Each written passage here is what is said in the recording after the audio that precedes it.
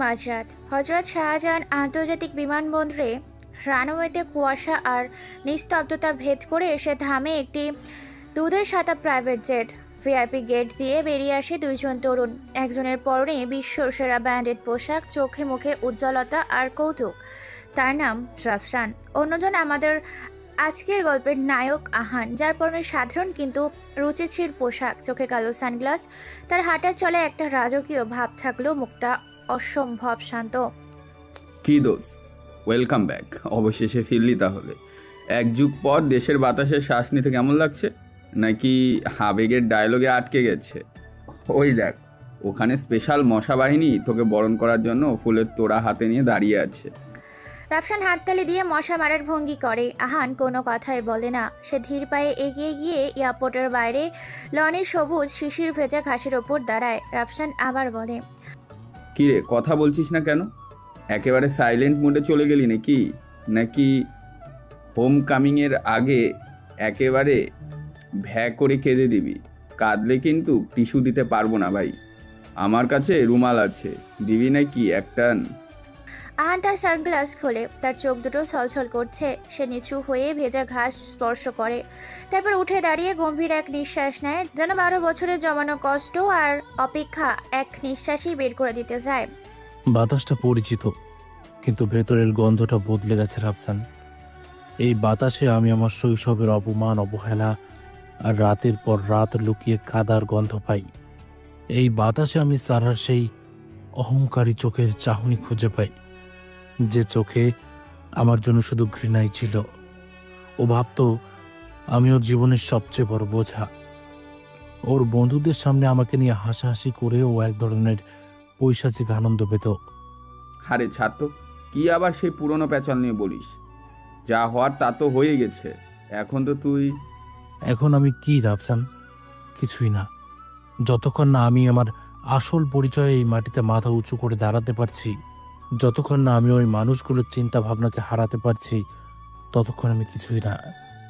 12টা বছর, একটা যুগ এই মাটিতে পা রাখার জন্য, এই শহরটাকে জানানোর জন্য যে এতিম আহান হারিয়ে যায়নি, সে ফিরে এসেছে। শুধু এই একটা দিনের জন্য আমি প্রতিটা মুহূর্ত অপেক্ষা করেছি। হয়েছে হয়েছে, অনেক হয়েছে সেন্টিমেন্টের ডায়লগ। তোর এই ডায়লগ শুনলে তো অস্কার কমিটিও তোকে কান ধরে স্টেজে তুলে দেবে। চল এখন, তোর জন্য গুলশানে এমন একটা পেন্ট হাউস বুকিং করেছি না, দেখলে মাথা পুরো ঘুরেই যাবে। বাপ রে বাপ, কি তার সুইমিং পুল, কি তার ছাদ বাগান। ঢাকায় এসে এমন রাজার হালে থাকবি কোনোদিন ভেবেছিলি?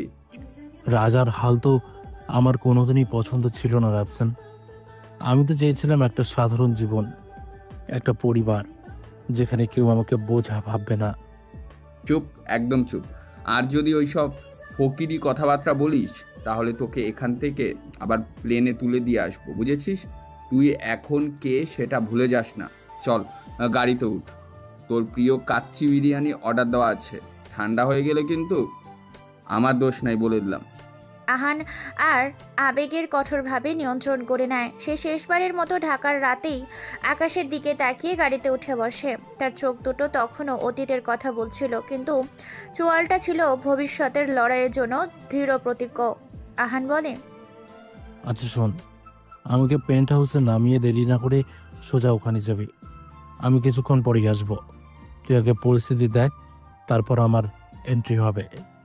ঠিক আছে, তুই কোনো চিন্তা করিস না। সকাল 10টায় আমি ওখানে হাজিরা দিতে যাব। আচ্ছা দর্শক বন্ধুরা, তারা এখন তাদের গন্তব্যে যাক, আমরা বরং দেখে আসি আমাদের গল্পের নায়িকার কি অবস্থা। এখানে সকাল 10টায় ধানমন্ডির এক পুরনো দোতলা বাড়িতেই নতুন স্বপ্ন নামের এনজিওর অফিস। দেওয়ালের রং চটে গিয়েছে, আসবাবপত্রগুলো পুরনো, কিন্তু চারপাশের পরিবেশে একটা মায়া আছে। ছোট ছোট প্রায় 40টি অনাথ বাচ্চা খেলছে, পড়াশোনা করছে। তবে তাদের দেখভাল করার দায়িত্বে থাকা কর্মীদের মুখে আজ হাসি নেই। অফিসের কর্ণধার গল্পের নায়িকা সারা তার বিশ্বস্ত টিম মেম্বারদের নিয়ে একটি ছোট্ট রুমে মিটিংয়ে বসেছে। তাহলে এখন কি হবে সারা আপু? রহমান গ্রুপ যদি আমাদের ফান্ডিং বন্ধই করে দেয়, তাহলে তো আগামী মাস থেকে বাচ্চাগুলো একবেলা খাবারও আমরা জোগাড় করতে পারবো না। বাড়িওয়ালা তো এর মধ্যেই 3 মাসের বকেয়া ভাড়ার জন্য ফাইনাল নোটিশ দিয়েছে। বলেছে এ সপ্তাহের মধ্যে টাকা না দিলে তিনি আমাদের সব জিনিসপত্র রাস্তায় ফেলে দেবেন। কথাগুলো বলছিল সারার সবচেয়ে পুরনো সহকর্মী প্রিয়া। তার চোখে মুখে রাজ্যের হতাশা। আমি জানি প্রিয়া, আমি রহমান আঙ্কেলের সাথে গত 1 সপ্তাহ ধরে কথা বলার চেষ্টা করছি, কিন্তু উনি আমার ফোনই ধরছেন না। তার বিয়ে শুধু একটাই কথা বলে, স্যার ব্যস্ত। বুঝতেই পারছি না যে মানুষটা গত 5 বছর ধরে আমাদের সবচেয়ে বড় সাপোর্টার, তিনি হঠাৎ করে কেন এমন করছেন? আমার মনে হয় আপু এর পিছনে অন্য কোনো কারণ আছে। হয়তো কেউ রহমান আঙ্কেলকে আমাদের বিরুদ্ধে কান ভারী করেছে, না হলে কোনো কারণ ছাড়া। কারণ যাই হোক, এখন আমাদের একটা সমাধান দরকার। আমি আমার জমানো সব টাকা, এমনকি আমার গহনাগুলো বিক্রি করার কথা ভেবেছি, কিন্তু তাতেও তো 1-2 মাসের বেশি চলবে না। আমার মনে হয় আপু আমাদের এনজিওটা বন্ধ করে দিতে হবে। এভাবে আর কতদিন চালানো সম্ভব? আমরা তো আমাদের স্যালারিও চাই না, কিন্তু এই মাসুম বাচ্চাগুলো যাবে কোথায়? না, বন্ধ হবে না। আমি যতদিন বেঁচে আছি এই বাচ্চাদের স্বপ্ন আমি শেষ হতে দেব না। এটা আমার বাবার শেষ স্বপ্ন ছিল। আমি প্রয়োজনে রাস্তায় নেমে ভিক্ষা করব, কিন্তু এই প্রতিষ্ঠান আমি বন্ধ হতে দেব না। আমার পাপের প্রায়শ্চিত্তের জন্য এটা করতেই হবে প্রিয়া। আমাদের এখন এমন একজন ডোনার দরকার, যিনি শুধু টাকা দেবেন না, আমাদের স্বপ্নটাকেও বুঝবেন, যিনি বুঝবেন এই বাচ্চাদের একটা সুন্দর ভবিষ্যৎ কতটা জরুরি। ঠিক সেই মুহূর্তে দরজায় টোকা দিয়ে ভেতরে ঢোকে রাফসান। তার পরনে উজ্জ্বল হলুদ রঙের শার্ট, চোখে দামি সানগ্লাস, মুখে চওড়া হাসি। তাকে দেখতে ঘরের মনমরা পরিবেশটা যেন আরো আজব হয়ে যায়। এক্সকিউজ মি, নতুন স্বপ্ন কি এই অফিসেই বিক্রি হয়? আমি কয়েক কেজি স্বপ্ন কিনতে এসেছিলাম। দাম কত করে কেজি? পাইকারি নিলে কি একটু কম রাখা যাবে? সবাই অবাক হয়ে তার দিকে তাকায়। সারা উঠে দাঁড়ায়। জি, আমি ঠিক বুঝতে পারলাম না আপনি কে? আর আমরা এখানে কোনো স্বপ্ন বিক্রি করি না। করেন না? তাহলে তো বিরাট লস। আপনাদের চারিপাশে এত সুন্দর সুন্দর স্বপ্ন ঘুরে বেড়াচ্ছে, আর আপনারা সেগুলো বিক্রি না করে নিজেদের কাছে রেখে দিয়েছেন। এ তো ব্যবসার নিয়মের বিরুদ্ধ। রাফসান এমনভাবে কথাগুলো বলে সারার প্রচণ্ড মেজাজ খারাপ হলেও সে হাসি আটকাতে পারে না। দেখুন, আপনি যদি মজা করতে এসে থাকেন তাহলে এটা তার সঠিক জায়গা নয়। আমরা খুব বড় একটা সমস্যার মধ্যে আছি। আরে আপু, রেগে যাচ্ছ কেন? সমস্যার মধ্যেই তো সমাধানের জন্ম হয়। আমি হলাম উড়ে এসে জুড়ে বসা এক স্বপ্নের ফেরিওয়ালা, আর আমার বস হলেন স্বপ্নের সদাগর। শুনলাম ওখানে নাকি স্বপ্নের খুব আকাল পড়েছে, সাপ্লাইয়ের চেয়ে ডিমান্ড বেশি। তাই বস আমাকে পাঠালো একটু বাজার দর দেখে যেতে। এই কথা শোনার সাথে সাথে সবার মুখে আশা ফুটে ওঠে। সত্যি? কে আপনার বস? তিনি আমাদের এনজিওতে ডোনেট করতে আগ্রহী? আগ্রহী না আপু, বলা যায় তিনি আপনাদের কিনে নিতে আগ্রহী। মানে আপনাদের স্বপ্নটা কিনে নিতে আগ্রহী। তিনি আপনাদের সব সমস্যার কথা শুনেছেন। তিনি কোথায়? আমরা কি তার সাথে দেখা করতে পারি? আরে এত তারা কিসের? বস তো আর আমার মতন চামচা না যে হুট করে যেখানে সেখানে চলে আসবে। তিনি আগে পরিবেশ দেখেন, পরিস্থিতি বোঝেন, বাচ্চাদের চোখের ভাষা পড়েন, তারপর এন্ট্রি নেন। বস বলে কথা। তবে একটা কথা বলি আপু, আমার বস কিন্তু স্বপ্ন কেনা বেচার ব্যবসা করে। চিন্তা করবেন না, এমন স্বপ্ন দেখাবে আপনারা টাস্কি খেয়ে যাবেন, একেবারে বিছানা থেকে ধুনমুড়িয়ে উঠে পড়বেন। রাফসানের কথায় ঘরের সবাই এবার মনে খুলে হেসে ফেলে। তার মজার আচরণে মুহূর্তে অফিস থমথমে পরিবেশটা একদম হালকা হয়ে যায়। প্রায় আধা ঘন্টা পর একটি সাধারণ পুরনো মডেলের গাড়ি করে এনজিওর সামনে এসে নামে আহান। তার পরনে একটা সাধারণ কালো টি শার্ট ও জিন্স, মুখে কয়েকদিনের না কামানো হালকা দাড়ি। তাকে দেখে বস তো দূরের কথা, বসের ড্রাইভারও মনে হচ্ছে না। সারা এবং তার টিম, যারা এতক্ষণ ধরে একজন সুটেড বুটেড মানুষের জন্য অপেক্ষা করছিল, তার বেশে হতাশ হয়। ওই যে আমার বস এসে গেছে, the man, the myth, the legend. Rafsan দৌড়ে গিয়ে আহানের জন্য এমনভাবে দরজা খুলে দেয় যেন কোনো রাজা বাদশার গাড়ি থেকে নামছে। সারা কিছুটা দ্বিধা নিয়ে এগিয়ে আসে, মুচকি এসে সালাম দেয়। আসসালামু আলাইকুম, আমি সারা। আপনি তাহলে? আমার নাম আহান। আহান সবার দিকে সরাসরি তাকায়। তার চোখে মুখে কোনো অভিব্যক্তি নেই, কিন্তু দৃষ্টিটা ভীষণ গম্ভীর, এতটাই গভীর যে সারা ছেলেটা চোখের দিকে তাকিয়ে কেমন যেন খেই হারিয়ে ফেলে। বস টস কিছু না, আমি ওর পার্টনার। ও একটু কমেডি ম্যান, তাই ওভাবে বলেছে। আমরা একসাথে মানুষের স্বপ্ন নিয়ে ব্যবসা করি। তা আপনার চোখ দুটো কিন্তু খুব সুন্দর, একদম আপনার নামের মতোই সারালো। আপনার এনজিওর বাচ্চাদের চোখও কি এত সুন্দর, নাকি ওদের চোখের জল শুকিয়ে গেছে? এই অপ্রকাশিত এবং গম্ভীর প্রশ্নে সারা অপ্রস্তুত হয়ে যায়। জি ধন্যবাদ। না মানে চলুন আপনাকে আমাদের প্রজেক্টগুলো দেখাই। অবশ্যই দেখব, কিন্তু তার আগে রাফসান মাঝখানে এসে বলে, আরে তার আগে নাস্তা পানি কিছু তো খাওয়াও সারা আপু। আমার বসের কিন্তু খিদা লাগলে মাথা ঠিক থাকে না, তখন হয়তো ইনভেস্টমেন্টের বদলে ইনসাল্ট করে চলে যাবে। আর এর মাথায় একবার রাগ চাপলে বিশ্বাস করেন আমার কোথাও শুনে না, তখন এমন সব কথা বলবে আপনারাও মনে হয় রাগ করে ফেলবেন। সবার আবার হেসে ওঠে। আহান এনজিওর ভেতর ঘুরতে শুরু করে। সে কোনো প্রজেক্ট ফাইল বা হিসাবপত্রে আগ্রহ দেখায় না। সে সোজা চলে যায় বাচ্চাদের খেলার জায়গায়। সে তাদের সাথে কথা বলছে, তাদের সাথে খেলছে, তাদের সাথে গল্প শুনছে। তার আচরণে কোনো আভিজাত্যের ছাপ নেই, আছে শুধু রাজ্যের আন্তরিকতা। তোমার নাম কি ছোট বন্ধু? আকাশে উঠতে চাও? আমিও তো তোমার মতো বয়সে উঠতে চাইতাম, কিন্তু আমার ডানা ছিল না, তাই আমি মেঘের সাথে কথা বলতাম। জানো, মেঘেরা কিন্তু খুব ভালো বন্ধু হয়। একটি বাচ্চার সাথে আহানের কথা বলার এই ধরনটা, তার কণ্ঠ, তার চোখের চাহনি, সবকিছু দেখে সবার হঠাৎ বুকের ভেতরটা কেঁপে ওঠে। তার মনে পড়ে যায় 12 বছর আগের একটি দৃশ্য। ফ্ল্যাশব্যাক। চৌধুরী বাড়ির বিশাল বাগানের এক কোনায় বসে আছে 13 বছরের কিশোর আহান। তার কোলে একটি আহত বিড়াল ছানা। সে তার টিফিনের রুটি থেকে একটু একটু করে ছিঁড়ে বিড়ালটিকে খাওয়াচ্ছে আর ফিসফিস করে কথা বলছে। তোরও কেউ নেই তাই না? আমারও কেউ নেই। আমরা দুজন বন্ধু হয়ে যাই কেমন? তুই আমার সব কথা শুনবি, আর আমি তোকে রোজ খেতে দেব।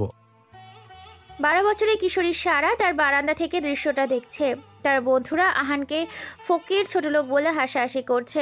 সারাও তাদের সাথে হাসছে, কিন্তু তার চোখ দুটো আহানের দিকে স্থির। ছেলেটার জন্য তার মনে অদ্ভুত এক মায়া কাজ করছে, যা সে কাউকে বুঝতে দিচ্ছে না। সে হিংসাও অনুভব করছে, কারণ তার দামি পার্সিয়াল বিড়ালটাও তার সাথে এত ভালো ব্যবহার করে না। বর্তমানে ফিরে এসে সারা চমকে ওঠে। সে দ্রুত আহানের দিকে তাকায়, মনে মনে ভাবে, এই কণ্ঠ, এই চোখের চাহনি, এই মায়া, না হতে পারে না। সে তো অনেক বছর আগেই হারিয়ে গেছে। তাকে তো বাড়ি থেকে এরকমভাবেই তাড়িয়ে দেওয়া হয়েছিল। কি হলো আপু, এমনভাবে আমার বসের দিকে তাকিয়ে আছেন যে? মনে হচ্ছে ওকে আপনি আগেও কোথায় দেখেছেন, নাকি প্রথম দেখাতেই প্রেম প্রেম হয়ে গেল? রাফসানের কথায় সারা বাস্তবে ফেরে। সে দ্রুত চোখ নামিয়ে নেয়। না না, এমনি।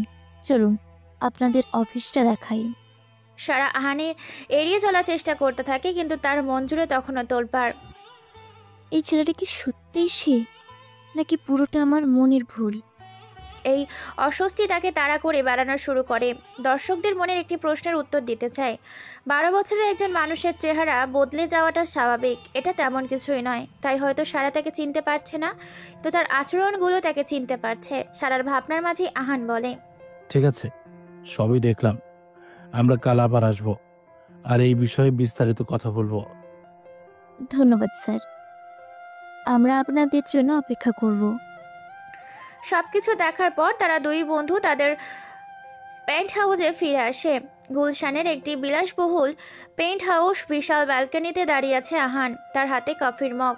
তার দৃষ্টি নিচের ঢাকার ঝলমলে আলোর দিকে। সে আলো এতদিন তার জীবন থেকে হারিয়ে গিয়েছিল। রাফসান তার পাশে এসে দাঁড়ায়। কি দোস্ত, প্রথম দিনই তো দেখি পুরনো স্মৃতি তাজা হয়ে গেল। সারার চেহারাটা দেখেছিলি? কেমন ভূত দেখার মতন চমকে উঠেছিল। আমার তো মনে হয় ও তোকে চিনে ফেলেছে। এখন কি হবে? প্ল্যান বি চালু করতে হবে তো। চিনলেও সমস্যা নেই, আর না চিনলেও সমস্যা নেই। আমার ফোকাস ও নয়। তাহলে তোর ফোকাসটা কি বস? শুধু ওই এনজিওকে বাঁচানো, নাকি সারার বাবার কাছ থেকে প্রতিশোধ নেওয়া? যদি লোকটা তোর মামা হয়, কিন্তু যা ব্যবহার করেছিল তোর সাথে। প্রতিশোধ শব্দটা খুব সস্তা রাফসান।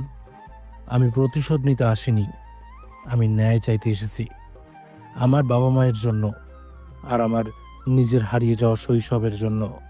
আমি জানি দোস্ত, কিন্তু তুই যে প্ল্যানটা করেছিস সেটা কিন্তু খুব রিস্কি। যদি সব উল্টোপাল্টা হয়ে যায়।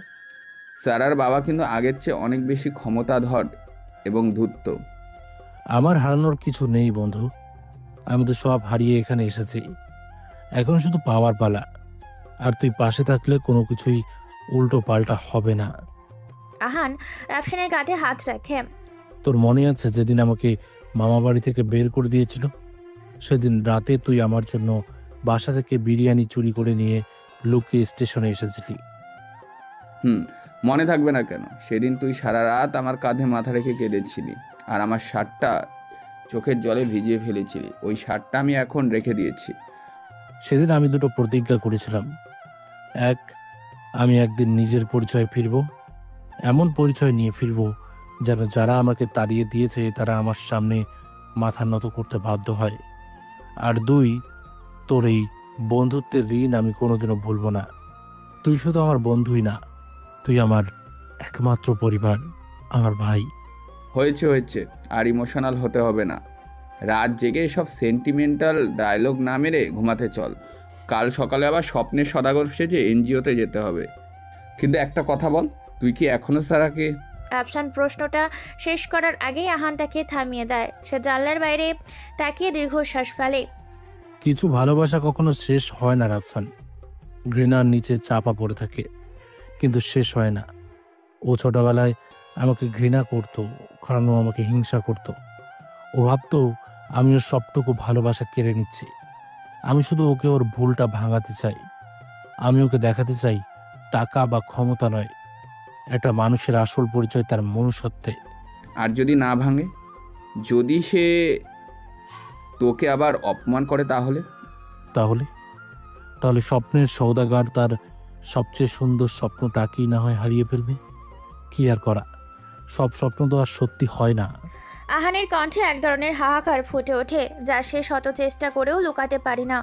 রাফসান তার বন্ধুর ভেতরের কষ্টটা বুঝতে পারে। সে জানে এই লড়াইটা শুধু প্রতিশোধের নয়, এই লড়াইটা আহানের ভালোবাসাকে ফিরিয়ে পাওয়া, যা হয়তো জেতাটা তার পক্ষে সবচেয়ে কঠিন হবে।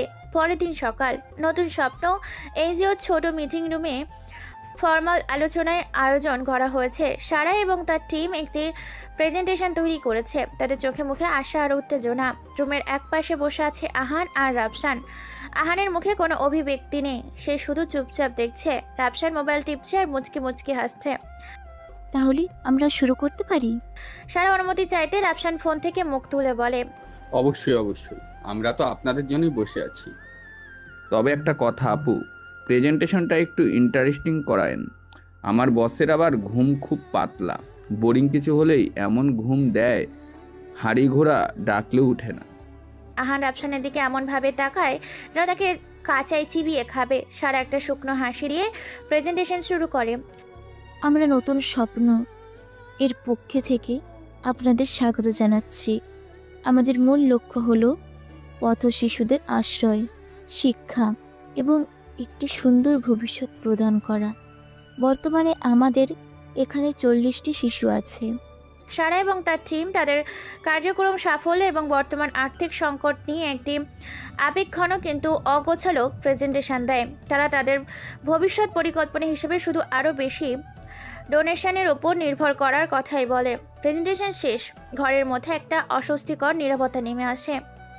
তো আপনাদের পরিকল্পনা এইটুকুই, মানুষের কাছে গিয়ে আরো বেশি করে সাহায্য চাওয়া?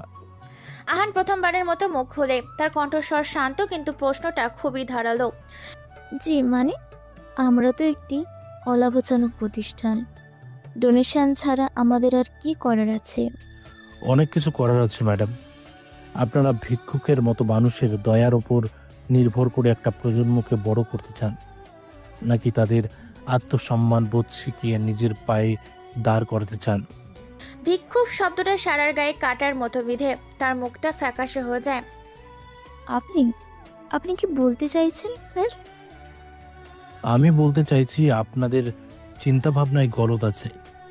আপনারা শুধু মাছ খাওয়াচ্ছেন, মাছ ধরা শেখাচ্ছেন না।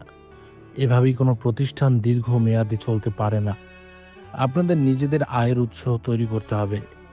কিন্তু আমরা তো একটি অলাভজনক প্রতিষ্ঠান। আমরা কিভাবে আয় করব? আমাদের তো কোনো ব্যবসার অভিজ্ঞতাও নেই। কেন পারবেন না? এই যে 40টা বাচ্চা, এরা তো শুধু বাচ্চা নয়, এরা 40টা সম্ভাবনা। এদের মধ্যে অনেক প্রতিভা লুকিয়ে আছে। কাউকে দিয়ে ভালো মনের হস্তশিল্প তৈরি করান, কাউকে ভালো করে গান শেখান, কাউকে ছবি আঁকা শেখান। তারপর সেই জিনিসগুলো, সেই প্রতিভাগুলো অনলাইনে বিক্রি করুন। নতুন স্বপ্ন শুধু একটি এনজিও থাকবে না, এটি একটি ব্র্যান্ড হয়ে উঠবে। এমন একটা ব্র্যান্ড যার সাথে মানুষ আবেগ দিয়ে যুক্ত হবে। আহানের কথায় সারা এবং তার পুরো টিম স্তব্ধ হয়ে যায়। তারা কখনো এইভাবে ভাবিনি। রাফসান এবার ফোন রেখে সোজা হয়ে বসে। আমার বস কিন্তু আইডিয়া একেবারে ফ্রিতে দেয় না। এই যে আইডিয়াটা দিল, এর বিনিময়ে কিন্তু আজ দুপুরে আমাদের কাচ্চি খাওয়াতে হবে আপু। কি দোস্ত, ঠিক বলিনি? চুপ কর রাফসান। আহান রাফসানের থামিয়ে দিয়ে আবার বলতে শুরু করে।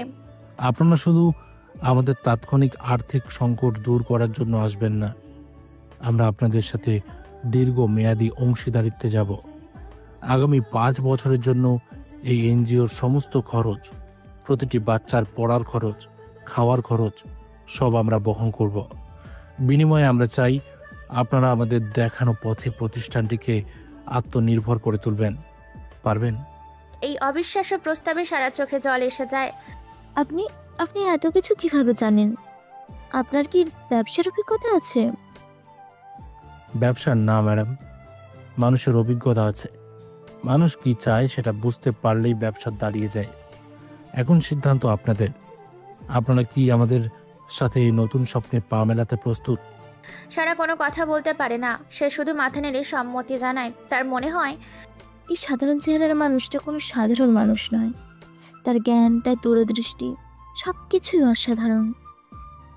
এই লোকটার রহস্য তাকে আরো বেশি করে আকর্ষণ করতে শুরু করেছে। মিটিং শেষে আহান যখন অফিস রুম থেকে ঘুরে দেখছিল, তখন তার চোখ আটকে যায় পুরনো একটি বইয়ের তাকের ওপর। সেখানে ধুলো মাখা অবস্থায় পড়ে আছে একটা ডায়েরি। ডায়েরির মলাটটা দেখেই আহান মনে হয়ে যায়। এই ডায়েরিটা এখানে? আহানের এই বিড়বিড়ানি শুনে সারা এগিয়ে আসে। কি হয়েছে? কোনো সমস্যা? না, কিছু না, এমনি। আহান দ্রুত চোখ সরিয়ে নেয়, কিন্তু ওই ডায়েরিটা দেখে সারার মনে পড়ে যায় 12 বছর আগের একটি তিক্ত স্মৃতি। ফ্ল্যাশব্যাক। চৌধুরী বাড়ির বিশাল লিভিং রুমে সারার 10ম জন্মদিনের অনুষ্ঠান চলছে। ঘর ভর্তি অতিথি। সারা দামি একটি ফ্রক পরে কেক কাটছে। সবাই তার জন্য দামি দামি উপহার নিয়ে এসেছে। হ্যাপি বার্থডে আমার রাজকন্যা। এই নাও তোমার জন্য আমার পক্ষ থেকে লেটেস্ট মডেলের আইপ্যাড। সারা খুশিতে বাবাকে জড়িয়ে ধরে। ঠিক সেই মুহূর্তে তার দাদি, যিনি গ্রাম থেকে এসেছেন, তিনি এক কোণায় দাঁড়িয়ে থাকা কিশোর আহানের হাতে একটি সুন্দর পার্কার কলম তুলে দেন। নে ভাই, এইটা তোর লাইকা। তুই তো আবার গল্প লিখতে ভালোবাসিস। এই কলম দিয়া অনেক বড় লেখক হবি, দোয়া করি। কিশোর আহান খুশিতে ছলছল চোখে তাকিয়ে বলে, ধন্যবাদ দাদি, এটা আমার জীবনের পাওয়া সেরা উপহার। এই দৃশ্য দেখে কিশোরী সারার মুখটা কালো হয়ে যায়। তার এই দামি উপহারের চেয়েও আহানের পাওয়া ওই সামান্য কলমটা তার কাছে বেশি মূল্যবান মনে হয়। তার মনে হয় সবাই শুধু আহানকেই বেশি ভালোবাসে। কিশোরী সারা মনে মনে বলে, সবাই শুধু ওর দিকে কেন মনোযোগ দেয়? আমি এই বাড়ির মেয়ে, অথচ দাদিও ওর জন্য উপহার আনে। ও একটা বাইরের ছেলে, একটা বোঝা, একটা এতিম ছেলে। ওর কোনো অধিকার নেই এত ভালোবাসা পাওয়ার। রাতে সবাই যখন ঘুমিয়ে পড়ে, তখন সারা লুকিয়ে আহানের ঘরে ঢোকে। সে টেবিলের ওপর রাখা কলমটা তুলে নেয় এবং হিংসায় কাঁপতে কাঁপতে সেটাকে 2 টুকরো করে ভেঙে ফেলে। বর্তমানে ফিরে এসে সারার নিঃশ্বাস বন্ধ হয়ে আসে। তার মনে হয় সে ভাঙা কলমের শব্দটা তার এখনও শুনতে পাচ্ছে। সে অনুশোচনায় পড়ে যায়। সারা বিড়বিড় করে কথাগুলো বলে, আমি সেদিন কত বড় ভুল করেছিলাম। কত ছোট মনের মানুষ ছিলাম আমি। কি বললেন? কিছু বললেন নাকি? না, কিছু না। সারা দ্রুত সেখান থেকে চলে যায়। তার বুঝতে বাকি থাকে না আহানের স্মৃতিতে আঘাত দিয়ে সে আড়ালে নিজের বিবেকের কাছেই ধরা পড়ে গিয়েছে। চুক্তি ফাইনাল হওয়ার খুশিতে আজ দুপুরে লাঞ্চ হবে আমার পক্ষ থেকে, আর বিল দেবে আমার বস। রাফসান জোর করে আহান আর সারাকে লাঞ্চের জন্য গুলশানের একটি অত্যন্ত দামি রেস্তোরাঁয় নিয়ে যায়। রেস্তোরাঁর পরিবেশ দেখে সারা কিছুটা অস্বস্তিতে পড়ে। রাফসান ভাই, এত দামি জায়গায় আসার কি দরকার ছিল? এর চেয়ে তো আমরা বাচ্চাদের সাথেই খেতে পারতাম। আরে আপু, মাঝে মাঝে একটু অভিজাত্যের স্বাদও নিতে হয়, না হলে তো জীবনটা পানসে হয়ে যাবে। আর আমার বসের তো এইসব জায়গাতেই খাওয়ার অভ্যাস। আহান শান্তভাবে উত্তর দেয়। আমার মোটেও এসবে অভ্যেস নেই। আমি সাধারণ ডাল ভাত খেতেই বেশি ভালোবাসি। ওই তো শুরু হয়ে গেলে ফকিরের ডায়লগ। দোস্ত, তুই কিন্তু দয়া করে একটু চুপ করবি। তোর এসব কথা শুনলে আমার নিজের স্ট্যাটাস নিয়ে কনফিউশন তৈরি হয়। ওয়েটার, মেনু কার্ড নিয়ে আসুন। রাফসানের মজার মজার কথায় পরিবেশটা হালকা হয়ে ওঠে। সে খাবারের এমন সব অদ্ভুত অর্ডার দেয় যে সারা না হেসে পারে না। শুনুন, আমার বসের জন্য 1 প্লেট কনফিউজ কাচ্চি আনবেন, আর আমার জন্য আনবেন রিগ্রেটফুল রোস্ট। আর সারা আপুর জন্য, আপু আপনার জন্য কি আনবে? সারপ্রাইজ সারা নামে কোনো ডিশ আছে আপনাদের? তারা যখন হাসাহাসি করছিল ঠিক তখনই রেস্তোরাঁয় ঢোকে সারার বড় ভাই আরহাম আর তার বন্ধুদের সাথে। আহানের দিকে চোখ পড়তেই তার মুখটা ব্যঙ্গাত্মক হাসি ভরে যায়। কিরে সারা, আজকাল তুই এইসব ফকিরদের সাথেও উঠা বসা শুরু করেছিস নাকি? ভার্সিটি লাইফ শেষ করে এনজিও খুলে কি চ্যারিটিও শুরু করেছিস? আরহামের এই অপমানজনক কথায় পুরো টেবিল নীরব হয়ে যায়। আহান কোনো প্রতিক্রিয়া না দেখিয়ে শান্ত স্যুপ খেতে থাকে। ভাইয়া, মুখ সামলে কথা বলো। উনি আমার অতিথি। ওনারা আমাদের এনজিওর নতুন ডোনার। ডোনার? হ্যাঁ, ড্রেস আপ দেখে তো মনে হচ্ছে যার নিজেরই খাওয়া পয়সার টাকা আছে কিনা সন্দেহ, সে আবার ডোনার? তুই কি পাগল হলি সারা? আমাদের ফ্যামিলির স্ট্যাটাস তো অন্তত দেখবি। এইসব ছোট লোকদের সাথে এক টেবিলে বসতেও আমার লজ্জা করছে। চুপ করো ভাইয়া। সারা তীব্রভাবে প্রতিবাদ করে ওঠে। এটাই প্রথমবার যখন সে আহানের পক্ষ নিয়ে নিজের পরিবারের বিরুদ্ধে কথা বলেছে, কিন্তু সে নিজেও জানে না এই সেই আহান যাকে সে একটা সময় হিংসা করত। মানুষের স্ট্যাটাস পোশাকে নয়, ব্যবহারে বোঝা যায়।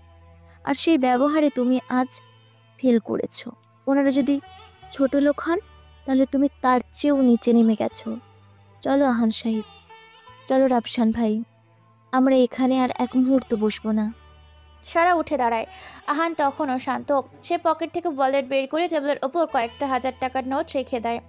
চলুন, এখানকার বিলটা হয়তো আপনাদের ভাইয়ের দেওয়ার মতো স্ট্যাটাস নেই। এই বলে আহান আর রাফসানের সাথে বেরিয়ে যায়। আরহাম অপমানে বিস্ময়ে হতবাক হয়ে দাঁড়িয়ে থাকে।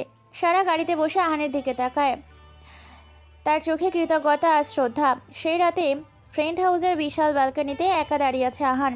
তার হাতে একটা পুরনো মলাট ছেঁড়া বই, আর তার দৃষ্টি আকাশের দিকে। রাফসান একটি কফির মগ হাতে নিয়ে তার পাশে দাঁড়ায়। আবার অতীতের কথা ভাবছিস দোস্ত, আজকের ঘটনাটা নিয়ে?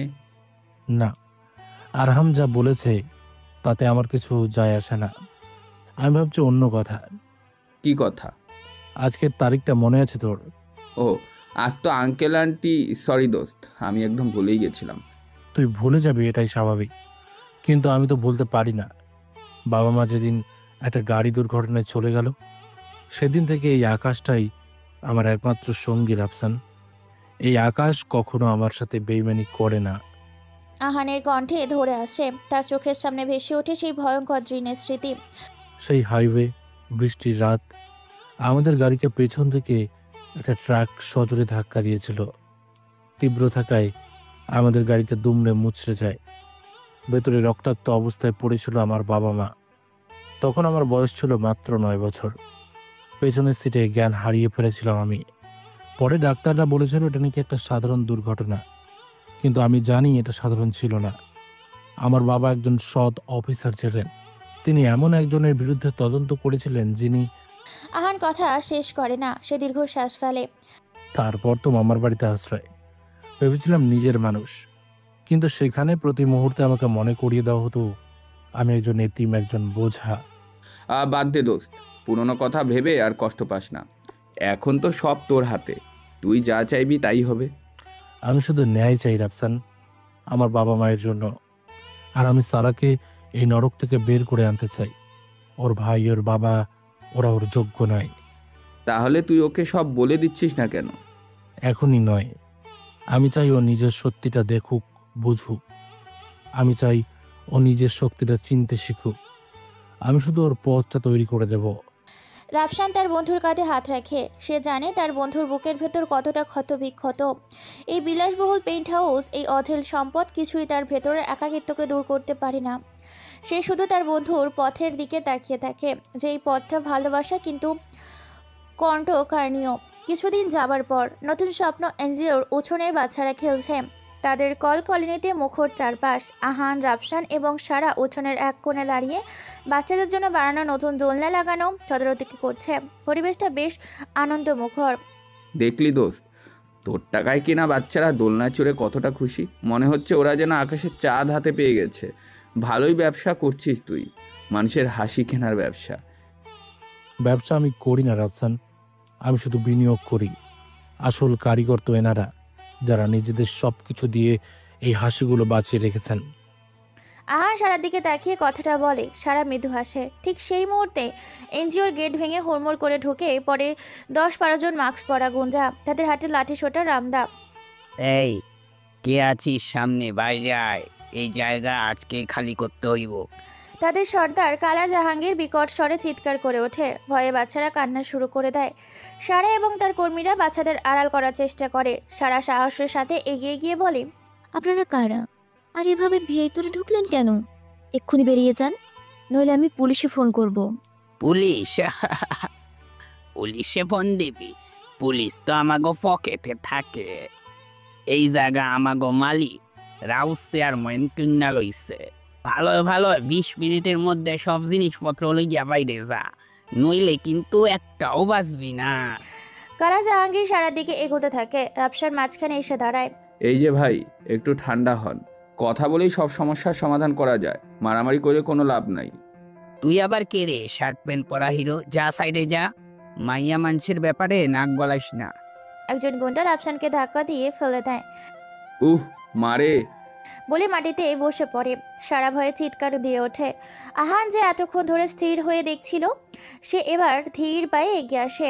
তার চোখে মুখে অসম্ভব শান্ত, কিন্তু সেই শান্ত চোখের গভীরে যেন একটা আগ্নেয়গিরি জেগে উঠেছে। এই বাচ্চাদের গায়ে একটা আঁচড় লাগার আগে তাদের লাশ এখান থেকে উঠাতে হবে। আহানের শান্ত কিন্তু বরফ শীতল কণ্ঠস্বর শুনে কালা জাহাঙ্গীর থমকে যায়। কি করলি তুই? তোর তো সাহস কম না, যা ধরত হয়ে। দুজন গুন্ডা আহানের দিকে এগিয়ে আসতেই ঘটে এক অবিস্ময়কর ঘটনা। আহান মুহূর্তের মধ্যে একজনের হাত ধরে আরেক এমনভাবে মোচড় দেয় যে যন্ত্রণায় চিৎকার দিয়ে ওঠে। আর একজন একটা লাথি মেরে দূরে ফেলে দেয়। পরের কয়েকজন মিনিটেই যেন একটা সিনেমার আকর্ষণ দৃশ্য। আহান একাই বাকি গুন্ডাদের পেটাতে শুরু করে। তার মারের মধ্যে কোনো সিনেমার স্টাইল ছিল না, ছিল প্রচণ্ড রাগ আর হিংস্রতা। তার শান্ত নিরীহ চেহারার সাথে এই রূপের কোনো মিল নেই। সারা এবং তার কর্মীরা ভয়ে বিস্ময়ে নির্বাক হয়ে তাকিয়ে থাকে। তোদের কে পাঠিয়েছে সত্যি করে বল, নইলে আজকেই তোকে এই মাটিতে পুঁতে ফেলবো। আহান কালা জাহাঙ্গীরের বুকের উপর পা রাখে। তার কণ্ঠস্বর তখন পুরোপুরি অচেনা, হিংস্র। রাউত চেয়ারম্যান পাঠাইছে, মাফ কইরা দেন ভাই, আর কোনোদিন এদিকে আসুম না। যাওয়ার আগে একটা কথা মাথায় ঢুকে নিয়ে যা, এই জায়গার নাম নতুন স্বপ্ন। এখানে যদি আর কোনোদিন তোদের মতো দুঃস্বপ্নের ছায়াও পড়তে দেখি, তাহলে সেদিনটাই তোদের জীবনের শেষ দিন হবে। যা ভাগ এখান থেকে। গুন্ডাগুলো ভয়ে কাঁপতে কাঁপতে কোনো রকমে পালিয়ে যায়। পুরো এলাকাটা আবার শান্ত হয়ে যায়। আহান জোরে জোরে শ্বাস নিতে থাকে। সে তার শার্টের হাতা দিয়ে কপালের ঘাম মোছে। সারা দৌড়ে আহানের কাছে আসে, তার চোখে মুখে ভয় আর বিস্ময়। আহান সাহেব, আপনি আপনি ঠিক আছেন তো? আমার কিছু হয়নি, আপনারা ঠিক আছেন তো? কোনো বাচ্চার গায়ে আঘাত লাগেনি তো? না, আমরা সবাই ঠিক আছি, কিন্তু আপনার হাতে? সারা দেখে একটা গুন্ডার রডের আঘাতে আহানের বাহুতে অনেকটা কেটে গিয়েছে, রক্ত পড়ছে।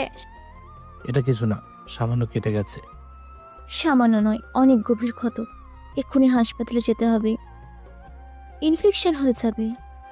সারা আর কোনো কথা শোনে না। সে আহানের তুলে ধরে এবং নিজের ওড়না দিয়ে আহানের হাতটা বেঁধে দেয়। তারপর একরকম জোর করে তাকে আর রাফসানকে নিয়ে হাসপাতালের দিকে রওনা দেয়। কিছুক্ষণ পরেই হাসপাতালে একটি কেবিনে বসে আছে আহান। ডাক্তার তার হাতের সেলাই আর ব্যান্ডেজ বেঁধে দিয়েছে। সারা তার পাশে বসে আছে, তার চোখে মুখে রাজ্যের উদ্বেগ। রাফসান অন্য বেডে শুয়ে সামান্য আঘাতেও এমনভাবে কাতরাচ্ছে যেন তার পা ভেঙে গিয়েছে। মরে গেলাম রে। দোস্ত, আমার পাটা মনে হয় আর নেই। ডাক্তার সাহেব, আমার পাটা কি কেটে ফেলতে হবে? আরে আপনার পায়ে সামান্য মুচকে গেছে, 2-1 দিনের মধ্যেই ঠিক হয়ে যাবে। কি বলেন, সামান্য মুচড়া? আমার তো মনে হচ্ছে আমার পায়ের উপর দিয়ে ট্রেন চলে গেছে। সারা আপু, আপনি তো আমার কোনো খোঁজই নিচ্ছেন না। সব চিন্তা তো দেখি আমার বসকেই নিয়েই। চুপ করো তো রাফসান ভাই, তোমার কিছুই হয়নি আমি জানি, নাটক করছো। সারা রাফসানের ধমক দিয়ে আবার আহানের দিকে ফেরে। সে দেখে ব্যান্ডেজে রক্ত ভিজে যাচ্ছে। ডাক্তার তো ব্যান্ডেজ করে দিল, কিন্তু রক্তটা এখনো বন্ধ হচ্ছে না। দাঁড়াও আমি দেখছি। সারা নার্সের কাছ থেকে ডেটল আর তুলে নিয়ে আসে। সে আহানের শার্টের হাতাটা সাবধানে গুটিয়ে ওপরে তোলে যাতে ব্যান্ডেজটা পাল্টাতে পারে। আর ঠিক তখনই তার চোখ আটকে যায় আহানের বাহুতে ঠিক নিচের পুরনো একটা কাটা দাগ। দাগটা বেশ গভীর এবং অদ্ভুত আকৃতির। এই দাগটা দেখেই সারার পুরো পৃথিবী যেন ওলট পালট হয়ে যায়। তার নিঃশ্বাস বন্ধ হয়ে আসে। তার চোখের সামনে ভেসে ওঠে 12 বছর আগের একটি দৃশ্য। ফ্ল্যাশব্যাক। চৌধুরী বাড়ির বাগানে আম পাড়তে গিয়ে গাছ থেকে পড়ে গেছে 13 বছরের কিশোর আহান। তার বাহুতে একটা অংশে ভাঙা একটা ডালের সাথে লেগে আর একটা মাংস ছিঁড়ে গিয়েছে, রক্তে ভেসে যাচ্ছে। কিশোরী সারা দূর থেকে দেখেও হিংসার কারণে কাউকে ডাকেনি। পরে মালি এসে তাকে উদ্ধার করে। ডাক্তার এসে আগে সেলাই করে দিয়ে দেয়। কি কইরা হইল এইটা ভাই, এত রক্ত? কিশোর আহান ব্যথায় কাঁদতে কাঁদতে বলে, আমি পাড়তে গিয়ে পইরা গেছি দাদি। কিশোরী সারা আড়াল থেকে সব দেখছিল। তার একটুও মায়া লাগছিল না, বরং সে খুশি হচ্ছিল। কিন্তু আহানের হাতের ওই অদ্ভুত কাটা ডাক্তার তার মনে গেঁথে গিয়েছিল। বর্তমানে ফিরে এসে সারা কাঁপতে শুরু করে।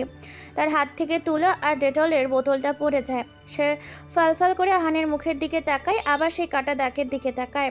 তার মনে পড়ে যায় দাদি তাকে এই নামেই ডাকতো। এই দাগ, তাহলে তাহলে তুমি আহনাব। আহনাব নামটা উচ্চারণ করার সাথে সাথেই সারা কণ্ঠস্বর কেঁপে ওঠে। আহান কোনো কথা বলে না, সে শুধু শান্ত চোখে সারার দিকে তাকিয়ে থাকে। তার এই নীরবতায় যেন সবার প্রশ্নের উত্তর দিয়ে দেয়। আসলে আহানের আসল নাম আহনাব। সারা আর নিজেকে ধরে রাখতে পারে না। সে আহানের সামনে হাঁটু গেড়ে বসে কান্নায় ভেঙে পড়ে। আমাকে মাফ করে দিও আহনাব। আমি জানতাম না, আমি বুঝতে পারিনি আমি কত বড় পাপী, আমি কত বড় অন্যায় করেছিলাম তোমার সাথে। প্লিজ আমাকে ক্ষমা করে দাও। তার কান্নার শব্দে কেবিনের নিস্তব্ধতা ভেঙে যায়। রাফসানও তার নাটক থামিয়ে চুপ হয়ে যায়। আপনি কাঁদছেন কেন? পুরনো কথা ভেবে কষ্ট পেতে নেই, উঠুন প্লিজ। না আমি উঠবো না, যতক্ষণ না তুমি আমাকে মন থেকে ক্ষমা করছো আমি উঠবো না। আমি সেদিন তোমাকে হিংসা করতাম আহনাব, কারণ তুমি সবার ভালোবাসা পেতে, যা আমি পেতাম না।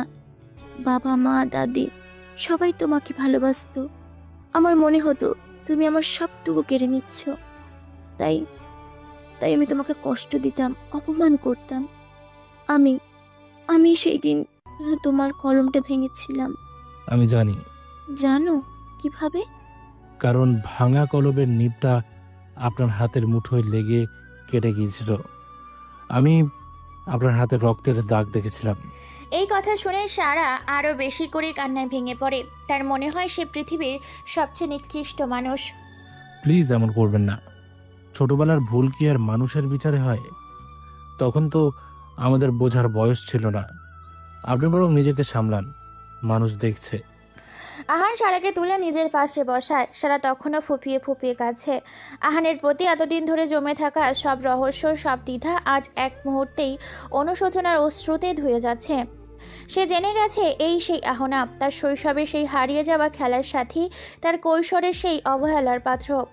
দর্শক, আপনারা ভাবছেন এত কিছুর পরেও আহান এত সহজে মাপ করে দিল? কিন্তু না, এই ক্ষমার পেছনে এমন এক সত্য লুকিয়ে আছে যেটার উন্মোচন গল্পের শেষের দিকে হবে। আপনারা শুধু শুনতে থাকুন আর ভিডিওতে লাইক করে চ্যানেলটিকে সাবস্ক্রাইব করে দিন। হাসপাতাল থেকে ফেরার পর তারা দেখে এনজিওর সামনেই সারার বাবার গাড়ি দাঁড়ানো। সারার বাবা জনাব শফিক আহমেদ রাগে গজগজ করতে করতে গাড়ি থেকে নামেন। এনজিওতে হামলার খবর পেয়ে তিনি ছুটে এসেছেন। সারা, কোথায় তুই? আর তোর এই নতুন ডোনার কোথায়? এই সব কিছুর জন্য ওই ছেলেরাই দায়ী। তিনি আহানকে দেখতে পান। 12 বছর পর তার সামনে দাঁড়িয়ে সেই কিশোর যাকে সে একদিন বোঝা মনে করে দাঁড়িয়ে দিয়েছিল। তিনি বিস্ময়ের রাগে হতবাক হয়ে যান। উনি তাকে দেখিয়ে চিনে ফেলেন, কারণ ওনার বোন মানে আহানের মার চেহারার সাথে কিছুটা মিল আছে। তুই তুই আবার ফিরে এসেছিস? কোন সাহসে তুই আবার আমার মেয়ের জীবনে ঢোকার চেষ্টা করছিস? আমার মেয়ের জীবন থেকে দূর হ বলছি, এখনই দূর হ। শফিক আহমেদ চিৎকার করে ওঠেন। সারা তার বাবার এই রূপ দেখে ভয় পেয়ে যায়। বাবা, তুমি কি বলছো এসব? আহানি তো আজ আমাদের সবাইকে বাঁচিয়েছে। চুপ কর, তুই ওর কিছুই জানিস না। ও একটা অপয়া, একটা অলক্ষণে। ও যেখানে থাকে সেখানেই বিপদ আসে। দূর হ আমার চোখের সামনে থেকে। তিনি আহানের দিকে তেড়ে যান, কিন্তু আহান এবার চুপ করে থাকে না। সে শান্তভাবে কিন্তু অত্যন্ত দৃঢ়তার সাথে তার মামার মুখোমুখি হয়। মামা, আমি আপনার মেয়ের জীবনে আসিনি। আমি আমার নিজের জীবনটা খুঁজতে এসেছি। আমার হারিয়ে যাওয়া শৈশব, আমার পরিচয়, আমার সম্মান, যা আপনারা সবাই মিলে একদিন কেড়ে নিয়েছিলেন। তোর আবার সম্মান? তুই একটা এতিম, একটা ফকির। আমাদের বাড়িতে পড়ে থাকতি, আমাদেরটা খেতি। তোর আবার কিসের সম্মান? যেদিন আপনার বাড়ি থেকে বের করে দিয়েছিলেন সেদিন হয়তো আমার কোনো পরিচয় ছিল না মামা, কিন্তু আজ আছে। আর সেই পরিচয়টা এতটাই বড় যে আপনার এই চৌধুরী গ্রুপও তার সামনে কিছুই না। আহানের এই আত্মবিশ্বাসী কথায় শফিক আহমেদ থমকে যান। তিনি ছেলেটার চোখের দিকে তাকিয়ে প্রথমবারের মতো ভয় অনুভব করেন। এই চোখে 12 বছর আগের সেই অসহায়ত্ব নেই, আছে এক অসীম ক্ষমতার দৃঢ়তার ছাপ। কি বলতে চাস তুই? সময় হলেই সব দেখতে পাবেন। এখন আপনি বরং বাড়ি যান। আর হ্যাঁ, রাউব চেয়ারম্যানকে বলবেন এই জায়গার দিকে যেন আর নজর না দেয়, না হলে তার চেয়ারম্যানই করা আমি ভুলিয়ে দেব। তাকে গিয়ে বলে দেবেন আয়না ফিরে এসেছে, এবার খেলাটা আমি আমার মতো করে খেলবো। আহানের এই হুমকিতে শফিক আহমেদ স্তব্ধ হয়ে যান। তিনি কোনো কথা বলে না বলে রাগে গজগজ করতে করতে গাড়িতে উঠে চলে যান। সারা বিস্ময়ে তার বাবার যাওয়ার পথের দিকে এবং আহানের অচেনা রূপের দিকে তাকিয়ে থাকে। সেই রাতে গুলশানের পেইন্ট হাউসে পরিবেশটা গম্ভীর। আহান ব্যালকনিতে দাঁড়িয়ে আছে। রাফসান তার জন্য কফি নিয়ে আসে। দোস্ত, আজকের দৃশ্যটা কিন্তু ফাটাফাটি ছিল। সারার বাবা তো ভূত দেখার মতো চমকে গিয়েছিল। একেবারে ঠিক জায়গায় ঘা দিয়েছি। এটা কোনো খেলা নয় রাফসান, এটা আমার জীবনের লড়াই। জানি, কিন্তু তুই যেভাবে আজ সারার বাবার মুখোমুখি হলি, আমার তো দেখে মজা লাগছে। লোকটা তোর সাথে যা করেছিল এটা তার পাওনা ছিল। এটা তো শুধু শুরু রাফসান, আসল খেলা তো এখনো বাকি। আহান তার ল্যাপটপ খোলে। স্ক্রিনে ভেসে ওঠে তাদের বিশাল ব্যবসার নেটওয়ার্ক, শেয়ার বাজারের জটিল সব হিসাব আর কিছু গোপন ফাইল। রাউফ চেয়ারম্যানের সব ব্যবসার ডিটেলস আমি বের করেছি। তার আয়ের উৎস থেকে শুরু করে সব দুর্বল জায়গা আমার জানা। এবার তাকে এমনভাবে আটকাতে হবে যেন সে আর কোনোদিনও মাথা তুলে দাঁড়াতে না পারে। আর সারার বাবা, তাকে নিয়ে কি ভেবেছিস? রাফসানের এই প্রশ্নে আহান চুপ হয়ে যায়। তার মুখটা কঠিন হয়ে ওঠে। আমি এখনো জানি না। আমি শুধু একটা জিনিসই জানি, আমার বাবা মায়ের মৃত্যুর পেছনে যারা দায়ী তাদের কাউকেই আমি ছাড়ব না, সে যেই হোক না কেন। আহানের এই কথা একটা শীতল হিংস্রতা ছিল যা রাফসানকেও কাঁপিয়ে দেয়। সে বুঝতে পারে তার এই শান্ত নিরীহ বন্ধুটার ভেতরে প্রতিশোধের এমন এক আগুন জ্বলছে যা সব কিছু জ্বালিয়ে পুড়িয়ে ছারখার করে দিতে পারে। আরও কিছুদিন কেটে যায়। সন্ধ্যা নেমেছে। নতুন স্বপ্ন এনজিওর উঠোনে আজ চেনায় যাচ্ছে না। শত শত মাটির প্রদীপের স্নিগ্ধ আলোয় চারিদিকে ঝলমল করছে। পুরোনো আম গাছটার ডালে ডালে লাগানো হয়েছে টুনি বাতির মালা, যা তারার মতো মিটমিট করে চলছে। উঠোনের মাঝখানে শতরঞ্জি পাতা, তার ওপর একরাশ তাজা গোলাপের পাপড়ি ছড়ানো। বাচ্চারা সবাই নতুন জামা পরে প্রজাপতির মতো উড়ে বেড়াচ্ছে। তাদের কলকলালিতে পুরো এলাকা মুখর। পুরো পরিবেশ একটা স্বপ্নের মতো উৎসবের আমেজ। সারাদিনের কাজ শেষে অফিসে এসে এই দৃশ্য দেখে বিস্ময়ে হতবাক হয়ে যায়। এসব এসব কি প্রিয়া? আজ কি কোনো অনুষ্ঠান আছে? আমি তো কিছুই জানি না। আর এই সব কিছুর আয়োজন কে করেছে? আমরাও প্রথমে কিছুই জানতাম না আপু। রাফসান ভাইয়া আর আহান ভাইয়া সকাল থেকে আমাদের সবাইকে নিয়েই আয়োজন করেছেন। বলেছেন আজ নাকি আপনার জন্য একটা বড় সারপ্রাইজ আছে। আপনার মন খারাপ, তাই আপনার মন ভালো করার জন্য এইসব। সারা বিস্ময়ে চারিদিকে তাকাতে থাকে। তার বুকের ভেতরটা অজানা এক ভালো লাগায় ভরে ওঠে। ঠিক সেই মুহূর্তে রাফসান হাতে একটা মাইক্রোফোন নিয়ে মঞ্চে ওঠে। মঞ্চে বলতে দুটো কাঠের বাক্স একসাথে করে তার উপর একটা রঙিন চাদর বিছিয়ে বানানো একটা ছোট্ট জায়গা।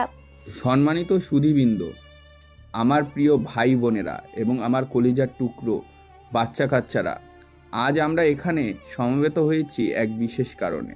কারণটা হলো আমাদের boss the great Ahfan Chowdhury, sorry মুখ খুশকে বেরিয়ে গেছে, দ্য গ্রেট আহান সাহেব আজ আপনাদের জন্য একটা বিশাল গান গাইবেন। বস রেডি তো? বাচ্চারা আনন্দে চিৎকার দিয়ে ওঠে এবং আহান ভাইয়া বলে চিৎকার করতে থাকে। সারা অবাক হয়ে আহানের দিকে তাকায়। আহান একটা অ্যাকোস্টিক গিটার হাতে নিয়ে মঞ্চে ওঠে। তার মুখে সেই পরিচিত শান্ত স্নিগ্ধ হাসি। সে একবার সারা চোখের দিকে তাকায়, তারপর সবার দিকে তাকিয়ে মাথা ঝুঁকিয়ে সম্মান জানায়। তারপর গিটারের আয়ত্ত করে সুর তোলে। আহান গান গাইতে শুরু করে। তার কণ্ঠে যেন পেশাদার গায়কদের কারুকার্য বা প্রশিক্ষণ নেই, কিন্তু আছে একরাশ আবেগ, আন্তরিকতা আর দরদ। সে একটি পুরনো দিনের বাংলা রোমান্টিক গান গাইছে, যে গানের প্রতিটা কথা যেন সারার জন্যই লেখা। নিশিরাত চাঁদের আলো ঘরে ঢুকেছে, বন্ধু তোমার ভালোবাসা আমায় ছুঁয়েছে, বন্ধু তুমি কাছে আসো না, আমার পাশে একটু বসো না, মনের কথা বলবো তোমায় সময় হয়েছে। আহানের মায়াবী কণ্ঠ আর গিটারের সুর উঠোনের বাতাসে ভরে বেড়াতে থাকে। সারা মন্ত্রমুগ্ধের মতো আহানের দিকে তাকিয়ে থাকে। তার মনে হয় এই কণ্ঠ সে যুগ যুগ ধরে চিনে। এই সুর যেন শুধু তার জন্যই। তার অজান্তেই তার চোখ দুটো ভিজে ওঠে। এই গানটা শুধু একজনের জন্য। গান শেষে আহান মাইক্রোফোনে কথাটা বলে। তার চোখ দুটো সারার দিকেই স্থির। যে আমার শুকিয়ে যাওয়া জীবনে নতুন স্বপ্ন নিয়ে এসেছে, যে আমাকে শিখিয়েছে ঘৃণা নয়, ভালোবাসা দিয়েও পৃথিবী জয় করা যায়। এই গানটা তার জন্য, যে আমার নতুন স্বপ্ন। সারা উঠোন হাততালিতে ফেটে পড়ে। বাচ্চারা দৌড়ে এসে আহানকে জড়িয়ে ধরে। সারা লজ্জায় আনন্দে আবেগে লাল হয়ে যায়। অনুষ্ঠান শেষে সবাই যখন নাস্তার গল্পে ব্যস্ত, তখন আহান ধীর পায়ে সারার কাছে আসে। কেমন লাগলো আমার এই ছোট্ট সারপ্রাইজ? আপনার মনটা কি একটু ভালো হয়েছে? অসাধারণ। কিন্তু কিন্তু এসবের কি দরকার ছিল আহনা? শুধু শুধু এত খরচ? দরকার ছিল সারা, কারণ আপনার মুখে আমি গত কয়েকদিন ধরে কোনো সত্যিকারের হাসি দেখিনি। শুধু চিন্তা আর অনুশোচনার একটা কালো মেঘ জমেছিল। আমি শুধু আপনার সেই মেঘটা সরিয়ে এক চিলতে রোদের হাসি ফিরিয়ে আনতে চেয়েছিলাম। পেরেছে কি? তুমি এত সুন্দর গানও গাইতে পারো, গিটার বাজাতে পারো। আমি তো তোমার এসব প্রতিভা সম্পর্কে কিছুই জানতাম না। আপনি তো আমার সম্পর্কে কিছুই জানেন না সারা, জানার সুযোগও দেননি। আমি আরও অনেক কিছু পারি। যেমন আমি খুব ভালো চা বানাতে পারি, দুধ চিনি ছাড়া, ঠিক আপনার যেমন পছন্দ। কোনো একদিন আপনাকে খাওয়াবো। শুধু চা, আর কিছু পারো না? সারা এবার নিজে থেকেই দুষ্টুমি করে প্রশ্নটা করে। তার মনটা সত্যি অনেক হালকা, অনেক ফুরফুরে। পারি তো। আমি খুব ভালো করে মানুষের মন পড়তে পারি। বিশেষ করে সুন্দর চোখের ভাষা আমি খুব ভালো বুঝি। যখন আমি এখন দেখতে পাচ্ছি একজন সুন্দরী রমণী আমার প্রেমে হাবুডুবু খাচ্ছে, কিন্তু তার অহংকারটা তাকে স্বীকার করতে দিচ্ছে না। কি আমি তোমার প্রেমে? এতটুকু না, তুমি বেশি বেশি ভাবছো। সারা লজ্জায় মুখটা ঘুরিয়ে নেয়। আহান উচ্চ স্বরে হেসে ওঠে। তাদের এই মধুর খুনসুটি দূর থেকে দেখছিল হিংস্র চোখ সারার ভাই আরহাম। তার সাথে ছিল তার বাবা শফিক আহমেদ। তারা একটা জরুরি কাজে এদিকে এসে এই দৃশ্য দেখে জ্বলে পুড়ে যাচ্ছিল। সেই রাতে সারার বাড়ির ড্রয়িং রুমে বসে আছেন শফিক আহমেদ আর তার ছেলে আরহাম। তাদের দুজনের মুখে দুশ্চিন্তার তীব্র রাগের ছাপ। কাচের টেবিলের ওপর রাখা চায়ের কাপটা ঠান্ডা হয়ে গিয়েছে। বাবা, তুমি কিছু একটা করো।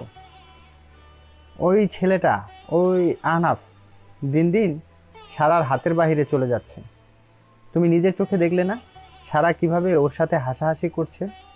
ও তো সারাকে পুরোপুরি নিজের জালে ফাঁসিয়ে ফেলেছে। এভাবে চলতে থাকলে ও সারাকে পটিয়ে আমাদের সব সম্পত্তি দখল করে নেবে। কর, আমি কি করবো আমাকে শেখাতে আসবি না। আমি তোর চেয়ে কম বুঝি না। আমি শুধু ভাবছি ছেলেটা হঠাৎ করে এত সাহস পেল কোথার থেকে। সেদিন যেভাবে আমার সাথে কথা বললো, আমার তো মনে হয় ওর পিছনে বড় কোনো শক্তি আছে, না হলে এত অল্প সময়ে এত বড় ডোনেশন নিয়ে আসা সম্ভব নয়। শক্তি থাকুক আর যাই থাকুক, ওকে ঢাকা থেকে তাড়াতে হবে যেভাবেই হোক। ও থাকলে আমাদের বিপদ, আমাদের পুরনো সব কিছু ফাঁস হয়ে যেতে পারে। তুমি তো জানো বাবা, ও যদি ওর বাবা মায়ের ব্যাপারে আবারও খোঁজখবর নেওয়া শুরু করে তাহলে কি হবে? শফিক আহমেদ আতঙ্কিত হয়ে ছেলের দিকে তাকান, তার কপালে ভাঁজ গম্ভীর হয়। কি করতে চাস তুই? এমন কিছু করিস না যাতে আমরাই আবার ফেসে যাই। তুমি চিন্তা করো না বাবা, আমি এমন ব্যবস্থা করছি ও আর জীবনে ঢাকার নাম মুখে আনবে না। আমার এক বন্ধু আছে পুলিশ এসি, নাম আশফাক, প্রচণ্ড লোভী আর টাকার জন্য সব করতে পারে। আমি ওকে দিয়ে এমন একটা কেস সাজাবো যে আশফাক নামটা শুনলেই মানুষ ভয়ে পালাবে। কি কেস? কি করবি তুই? অবৈধ অস্ত্র আর মাদক ব্যবসা। কয়েকদিন আগে পুলিশ মিরপুরে একটা বড় অস্ত্রের চালান ধরেছে। ওই কেসে এখনও তদন্ত চলছে। আমি আশফাককে বলেছি ওই চালানের মূল হোতা হিসাবে আহানাফের নামটা ঢুকিয়ে দিতে, সাথে কয়েকটা ইয়াবার প্যাকেট ওর হোটেলে বা গাড়িতে রেখে দিলেই কাজ শেষ। কিন্তু এটা কি খুব বেশি ঝুঁকিপূর্ণ হয়ে যাবে না? যদি কোনোভাবে ফাঁস হয়ে যায় যে আমরা এটা করেছি? কিছুই ফাঁস হবে না, টাকা দিয়ে এদেশে সব কেনা যায় বাবা। আমি আশফাককে এমন পরিমাণে টাকার অফার করেছি যে নিজের বাবার নামেও কেস ঢুকিয়ে দিতে রাজি হয়ে যাবে। তুমি শুধু দেখতে থাকো আমি কিভাবে ওই এতিম ফকিরটাকে আবার তার আসল জায়গায়, মানে রাস্তার ধুলোয় পৌঁছে দিই। আরহামের চোখে মুখে ফুটে ওঠে এক কুটিল এবং হিংস্র পরিকল্পনা। শফিক আহমেদ দ্বিধায় ভুগলেন। নিজের অতীত পাপ এবং ভবিষ্যতের বিপদের কথা ভেবে তিনি ছেলের এই ভয়ঙ্কর ষড়যন্ত্রে মৌন সম্মতি দেন। তিনি জানেন আহনাফ ফিরে আসাটা তাদের জন্য অশনি সংকেত। পরের দিন দুপুরে আহান যখন এনজিওতে বাচ্চাদের সাথে বসে ছবি আঁকছিল, তখন হঠাৎ করে বিকট সাইরেন বাজিয়ে দুটো পুলিশের গাড়ি এনজিওর সামনে থামে। গাড়ি থেকে নেমে একদল সন্ত্রস্ত পুলিশ, যার নেতৃত্বে আছে আরহামের সেই বন্ধু এসি আশফাক। তার চোখে মুখে ক্ষমতার দম্ভ। আহান নামে কে আছো এখানে? আমরা তাকে গ্রেপ্তার করতে এসেছি।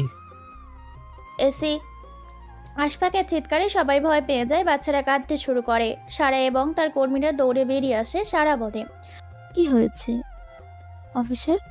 আপনারা কাকে খুঁজছেন? আর এভাবে বাচ্চাদের ভয় দেখাচ্ছেন কেন? আপনাদের কাছে কি কোনো ওয়ারেন্ট আছে?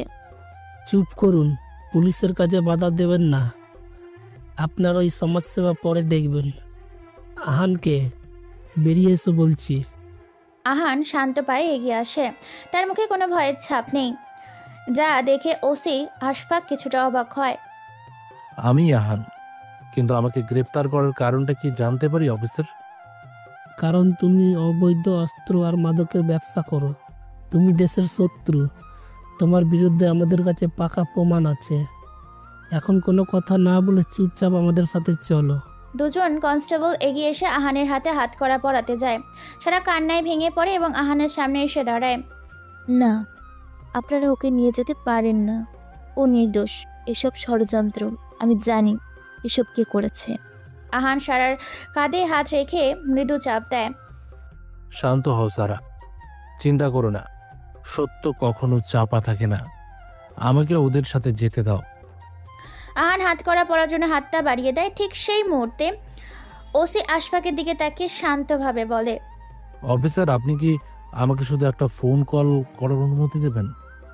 আমার উকিলকে তো অন্তত জানাতে হবে। এটা তো আমার নাগরিক অধিকার। কোনো ফোন কল হবে না, যা কথা হবে থানায় গিয়ে হবে। আর তোমার মতন সন্ত্রাসীর আবার অধিকার কিসের? প্লিজ অফিসার, শুধু একটা কল, নাহলে হয়তো পরে আপনাকে পস্তাতে হতে পারে। তখন কিন্তু আপনারা ইউনিফর্মটা আর গায়ে থাকবে না।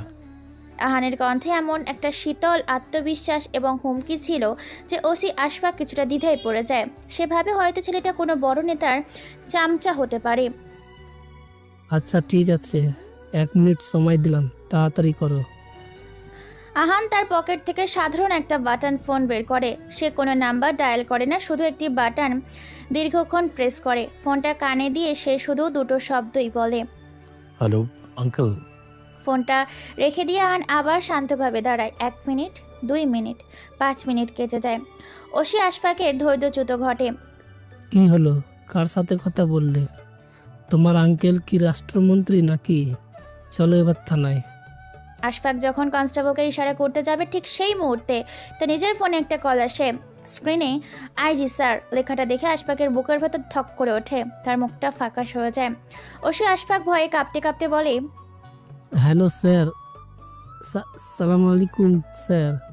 জি স্যার, আমি তো একটা অভিযানে আছি স্যার। ফোনের ওপাশ থেকে কি বলা হচ্ছে তা শোনা যাচ্ছে না, কিন্তু আশফাকের মুখের রং দ্রুত পাল্টে যেতে থাকে।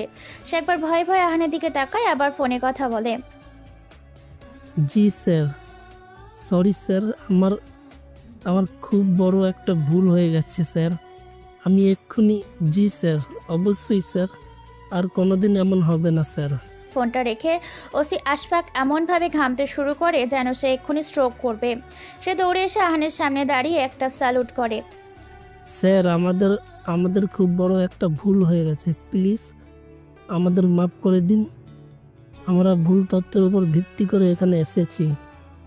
আশফাক নিজের কাপা কাপা হাতে আহানের হাত করা খুলে দেয়।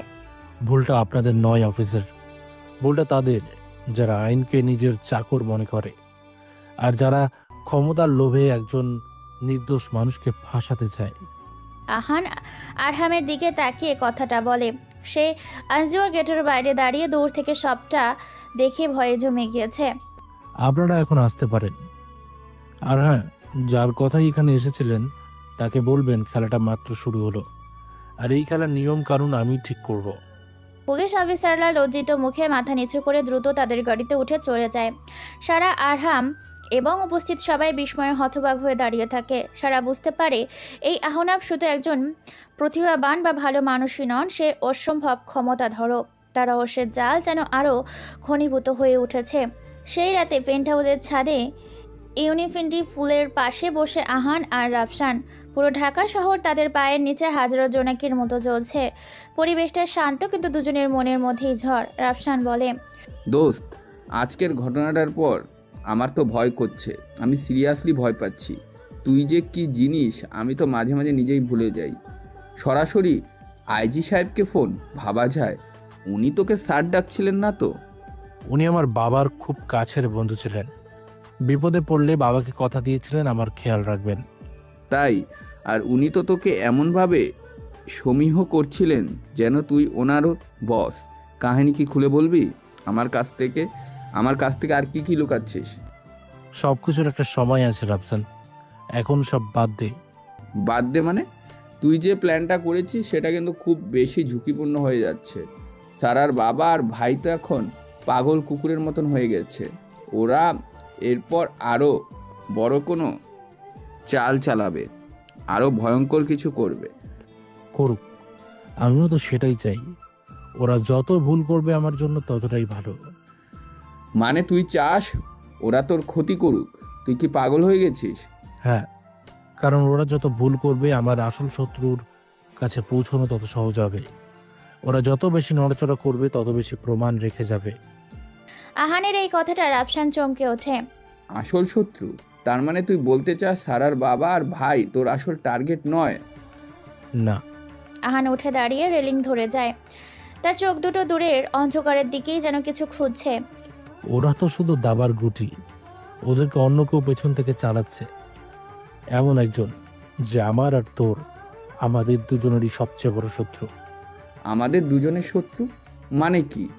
আমার আবার কার সাথে শত্রুতা আছে? আর কে সে? কি বলছিস তুই এসব? আমার চাচা আজম চৌধুরী। এই নামটা শোনার সাথে সাথে রাফসানের মুখটা ফ্যাকাশে হয়ে যায়। তার হাতের কফির মাগটা পড়ে গিয়ে টুং করে শব্দ হয়। চাচা? কিন্তু উনি তো তোকে ভালোবাসেন। তোর বাবা মায়ের মৃত্যুর পর তো উনি তোকে... সব নাটক, সব অভিনয়। উনি আমার বাবা মায়ের মৃত্যুর জন্য দায়ী। সারার বাবাকে উনি লোভ দেখিয়ে ব্যবহার করেছিলেন, আর আমি জানি উনি এখনো পর্দার আড়াল থেকে সব নিয়ন্ত্রণ করছে। রহমান গ্রুপের ফান্ডিং বন্ধ করা, এনজিওতে হামলা করানো, এমনকি আজকের এই পুলিশের রেড, সবকিছু চাচার ইশারায় হয়েছে। কিন্তু তুই এত নিশ্চিত কিভাবে? তোর কাছে কি কোনো প্রমাণ আছে? প্রমাণ? প্রমাণ আমার বুকের ভেতরে আছে রাফসান। আমি গত 12 বছর ধরে শুধু এই একটা দিনেরই প্রস্তুতি নিয়েছি। আমি তার প্রতিটি পদক্ষেপ, প্রতিটি নিঃশ্বাস অনুসরণ করেছি। এখন খেলাটা আমি আমার নিয়মে খেলবো। কিন্তু তুই একা পারবি? আজম চৌধুরী খুব ভয়ঙ্কর মানুষ, সে টাকার জন্য সবই করতে পারে। আমি একা নই তো, তুই আছিস না আমার সাথে? আমার একমাত্র ভাই, আমার বন্ধু। আহান রাফসানের দিকে তাকিয়ে হাসে, কিন্তু রাফসানের চোখে ভয়ের সাথে সাথে আরও কিছু একটা ছিল, একটা অজানা রহস্য, একটা গভীর যন্ত্রণা যা আহানও পড়তে পারে না। সে শুধু মাথা নেড়ে সায় দেয়। সে জানে এই খেলা এখন এক নতুন ভয়ঙ্কর দিকে মোড় নিতে চলেছে, যেখানে রক্তের সম্পর্ক, বিশ্বাস আর অবিশ্বাসের কঠিন পরীক্ষা পড়বে। তো সব বন্ধুরা জাস্ট একটু অপেক্ষা করুন। আপনাদের ধৈর্যের সম্মান জানিয়ে বলতে চাই, কিছুক্ষণের মধ্যেই সব রহস্যের উন্মোচন হবে। রাফসানের চোখে কিসের ভয়? তাদের বন্ধুর মধ্যে এমন এক ভয়ঙ্কর রহস্য লুকিয়ে আছে, যেটা শোনার পর আপনারা অবাক হয়ে যাবেন। শুধু ধৈর্য ধরে শুনতে থাকুন। এখনো পর্যন্ত ভিডিওটিতে লাইক করে না থাকলে লাইক করে চ্যানেলটিকে সাবস্ক্রাইব করে দিন। পুলিশের ঘটনার পর কয়েকটা দিন কেটে গেছে। সারার বাড়িতে এক ধরনের চাপা আতঙ্ক বিরাজ করছে। শফিক আহমেদ এবং আরহাম এখন আহানাবকে নিয়ে বেশ ভীত। অন্যদিকে সারার মনে আহানাবকে নিয়ে শ্রদ্ধা এবং কৌতূহল দুটোই বাজছে। সে বুঝতে পারছে এই ছেলেটার পেছনে এমন কোনো গল্প আছে যা সে জানেই না। এই থমথম পরিবেশের মধ্যে একদিন সকালে গ্রাম থেকে ফিরে আসে সারার দাদি এবং আহনাবের নানি মিসেস আমিনা বেগম।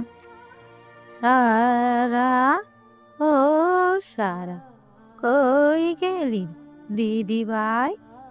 দেখ আমি তোর জন্য কি নিয়ে এসেছি। সারা এনজিওতে যাওয়ার জন্য রেডি হচ্ছিল।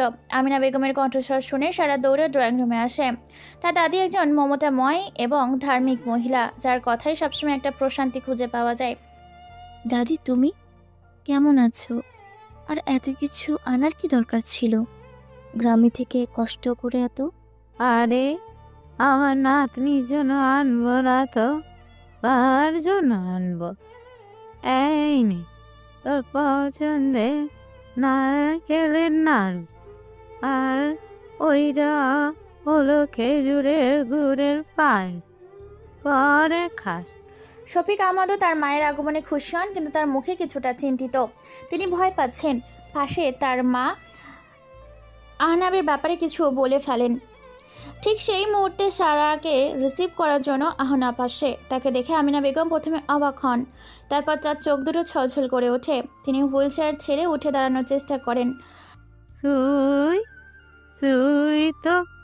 তুই তো আমার আহনাব, আমার আসমার বুকের ধন, আমার নাতি না? আসমা নামটি ছিল আহনাবের মায়ের নাম। আহনাবও তার নানিকে এত বছর পর দেখে আবেগপ্রবণ হয়ে পড়ে। সে দ্রুত এগিয়ে এসে তার হাত ধরে। নানি, তুমি কেমন আছো? আমি তোকে দেখার পর আরো ভালো হয়ে গেছি ভাই। আয় আমার বুকে আয়। আমিনা বেগম আহনাবকে বুকে জড়িয়ে ধরে, ঠিক সেইভাবেই একজন নানি তার হারিয়ে যাওয়া নাতিকে ফিরে পেয়ে জড়িয়ে ধরে। এই দৃশ্য দেখে শফিক আহমেদ এবং তার পরিবার অবাক হয়ে যান। সারাও আবেগপ্রবণ হয়ে ওঠে। তুই এত বড় হয়ে গেছিস ভাই, কিন্তু তোর চোখ দুটো সেই আগের মতোই আছে, একদম তোর মায়ের মতো মায়াবী। কোথায় ছিলি রে এতদিন? তোর এই মামা তো বলেছিল তুই নাকি কোথায় হারিয়ে গেছিস। আমরা তো তোকে কত খুঁজেছি।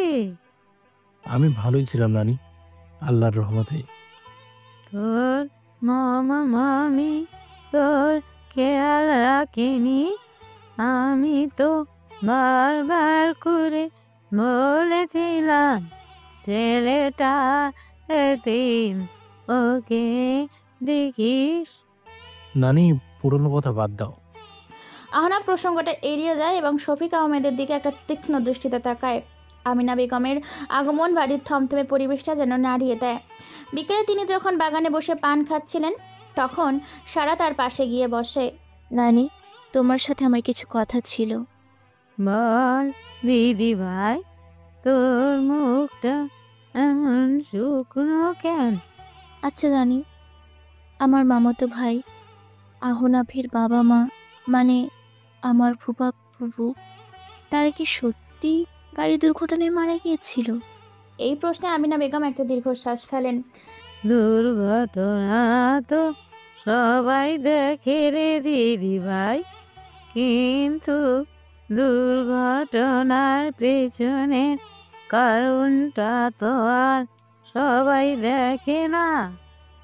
তোর ফুপা মেহবুব, সে ছিল হিরে টুকরো ছেলে, আর তোর ফুপু আমার আসমা ছিল আমার কলিজার টুকরা, কিন্তু ওদের সুখটা নজর লেগে গেল রে দিদি ভাই, নজর লেগে গেল। কি হয়েছিল নানি, প্লিজ আমাকে বলো না। তোর বাবা আমার ইকু, ও তো এক সময় এমন ছিল না, মাটির মানুষ ছিল, কিন্তু কিছু খারাপ মানুষের পাল্লায় পড়ে আর টাকার লোভের ফাঁদে পড়ে ছেলেটা একদম বদলে গেল। খারাপ মানুষ?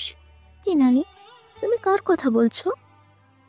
নাম জেনে আর কি করবি, পুরনো কান্দুজি ঘেটে লাভ নেই, তুই বরং যা, নিজের দিকে খেয়াল রাখ, আর আহনাব দিকেও একটু নজর রাখিস, ছেলেটার মনে অনেক কষ্ট।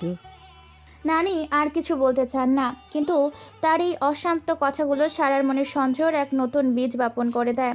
সে বুঝতে পারে তার বাবা এবং আহনাবের পরিবারের মধ্যে এমন কোনো গোপন সত্য লুকিয়ে আছে যা সে জানে না।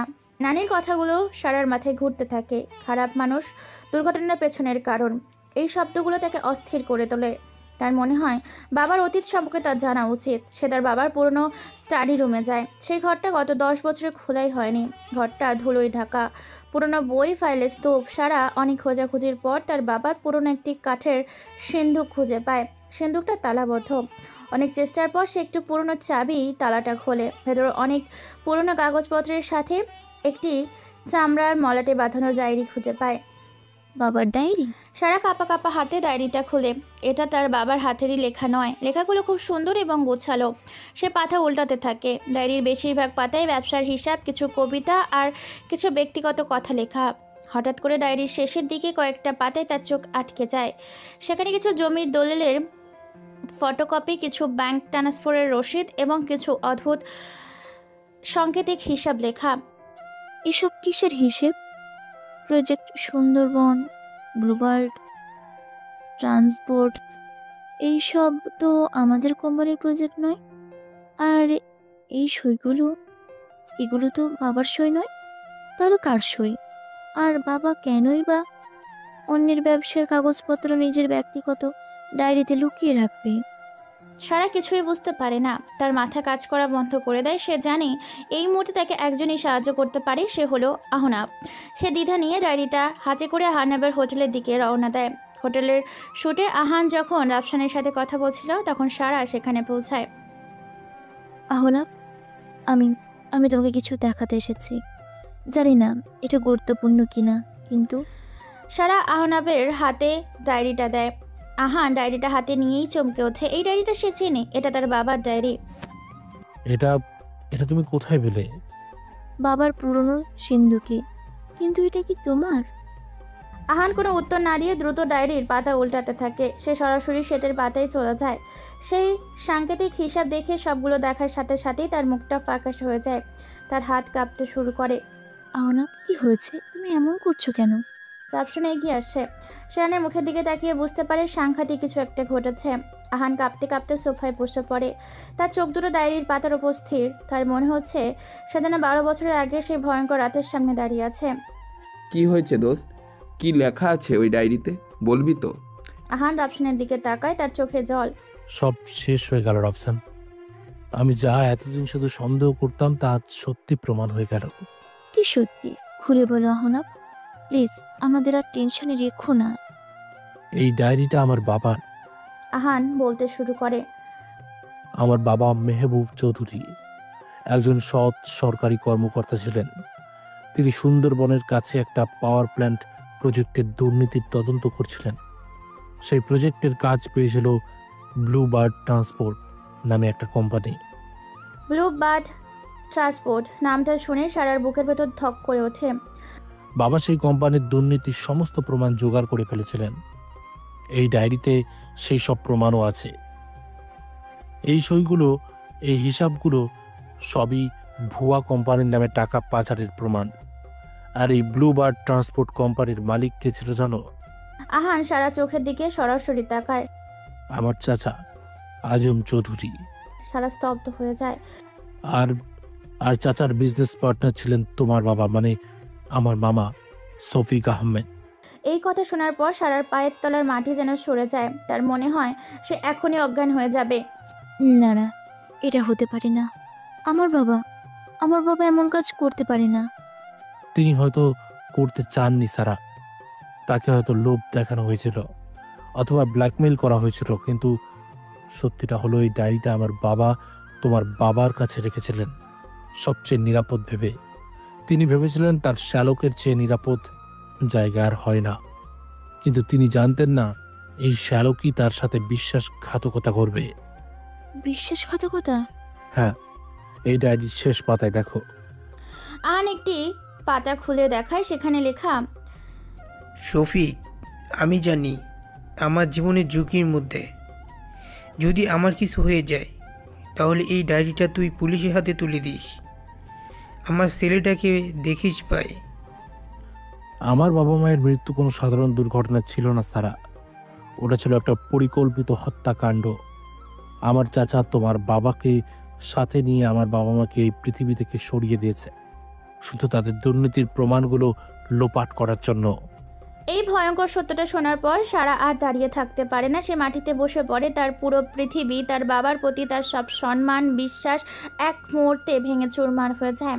সে রাতে পেন্ট হাউসের ব্যালকনিতে একা দাঁড়িয়ে আছে আহান। সারা তার বাসায় চলে গিয়েছে।